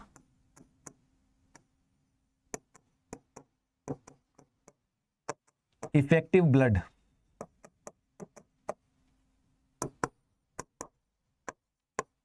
to body parts, body parts को इफेक्टिव ब्लड को सप्लाई करने में हार्ट जो है फेल हो जाता है। इसको हम कंजेस्टिव हार्ट फेलियर भी बोलते हैं, क्योंकि लंग्स की वजह से, लंग्स की कंजेशन की वजह से कभी कभार हार्ट जो है वो आपका प्रॉपर ब्लड को फ्लो नहीं कर पाता और इस टाइम पे जो आपका कार्डियक आउटपुट है वो भी कम हो जाएगा, cardiac output also decreases, decrease cardiac output, ठीक है। एंजाइना, एंजाइना क्या होता है, ये होता है एक्यूट चेस्ट पेन। अगर हमारे हार्ट मसल्स के अंदर प्रॉपर ऑक्सीजन सप्लाई नहीं हो पाई तो उसकी वजह से क्या होगा, बहुत तेज हार्ट के अंदर पेन होगा, acute chest pain due to less oxygen, less O2 supply. किस वजह से होता है ये, due to less oxygen supply to the heart muscles. और जो एंजाइना पेक्टोरिस है या एंजाइना है, ये पहला इंडिकेशन है हार्ट अटैक आने का, हार्ट अटैक आने का ये फर्स्ट इंडिकेशन होता है, ठीक है। मायोकार्डियल इन्फ्रेक्शन या इसको हम हार्ट अटैक भी बोलते हैं, ठीक है। ये क्या होता है, जब प्रॉपर ऑक्सीजन सप्लाई नहीं होगी तो उसके अंदर क्या होगा, हार्ट जो है हार्ट का कुछ पार्ट जो है वो डैमेज हो जाएगा। If there is some damage to the some part of cardiac muscle then it is called as heart attack, ठीक है। हार्ट अटैक में जब भी तो बोलते हैं, कई बार हार्ट अटैक आ जाता है लेकिन डेथ नहीं होती किसी पर्सन की, ठीक है, बच जाते हैं वो, क्योंकि इसमें पूरा हार्ट जो है वो डैमेज नहीं हुआ, कुछ पार्ट डैमेज हुआ है, तो इसलिए इसको बोलते हैं हार्ट अटैक, ठीक है। Cardiac arrest, cardiac arrest complete death of cardiac muscle, complete death of cardiac muscle जिसके अंदर जो कार्डियक आउटपुट है आपका वो जीरो हो जाएगा, cardiac output will become zero, straight line आ जाएगी पीप करके, ठीक है। यहाँ पर एक चीज और ध्यान से समझना, ये जो एथ्रोमा है, एथ्रोमा जब यहाँ से तेज ब्लड फ्लो होएगा, एथ्रोमा टूटेगा, ब्लीडिंग होगी, और ब्लीडिंग होगी तो कार्डियक हार्ट मसल्स डैमेज हो जाएंगे, जिसको हमने अभी बोला था हार्ट अटैक। तो हार्ट अटैक से ज्यादा खतरनाक कौन है? Cardiac arrest. कार्डियक अरेस्ट जहां पर कार्डियक आउटपुट जीरो हो जाता है, स्ट्रेट लाइन खत्म। चलो एंजाइना। एंजाइना मैंने अभी भी आपको बताया, it is acute chest pain due to less oxygen supply to the heart muscles. Heart muscles को देखो, इसका एक और नाम है, इसका एक और नाम है एंजाइना पेक्टोरिस। ये क्या है? ये एक ऐसा सिम्टम है जब एक्यूट चेस्ट पेन होता है और प्रॉपर ऑक्सीजन सप्लाई जब नहीं हो पाती हार्ट के मसल्स को, तब होता है ये, ठीक है। और ये कब होता है? ये मैन एंड वुमेन दोनों में होता है, किसी भी एज में हो सकता है, लेकिन ज्यादातर जो कॉमन है मिडिल एज के लोगों में होता है और एल्डर लोगों में होता है। तो ये मान के चलिए आपके अंदर ही ऐसा नहीं हो रहा। जो बच्चों में जो होता है वो जनरली रिब्स का पेन होता है, ठंड की वजह से, लगने जाने की वजह से वो होता है, चेस्ट में एंजाइना नहीं है, ठीक है। कब होगा ये? It occurs due to condition that affect the blood flow. ये उन कंडीशन की वजह से होता है जो ब्लड फ्लो को अफेक्ट करती है, जैसे एथरोमा बना है उस तरीके से, ठीक है। चलिए, हार्ट फेल्योर क्या है? Heart failure means the state of heart when it is not pumping the blood effectively enough to meet the needs of the body demand. Body demand को प्रॉपर तरीके से फुलफिल नहीं कर पा रहा है हमारा हार्ट, और ये इफेक्टिवली ब्लड को फ्लो नहीं कर पा रहा। अगर ये अपने काम में फेल हो गया तो हार्ट फेल्योर, ठीक है। हार्ट का काम है ब्लड फ्लो करना, ब्लड को पंप करना, लेकिन ये कर नहीं पा रहा, हार्ट फेल्योर हो गया, ठीक है। ओके, इसको हम कंजेस्टिव हार्ट फेल्योर भी बोलते हैं, क्योंकि ये कई बार क्या होता है, लंग्स के कंजेशन की वजह से भी हो जाता है ना। लंग्स दोनों तरफ से दबा दिया, हार्ट को बेचारा पंप ही नहीं कर पा रहा। अब बात करते हैं हार्ट अटैक। हार्ट अटैक क्या है? It is the damage to some part of cardiac muscle. It is the damage of some part of cardiac muscle. क्या बोलेंगे हम? Damage of some part of cardiac muscle.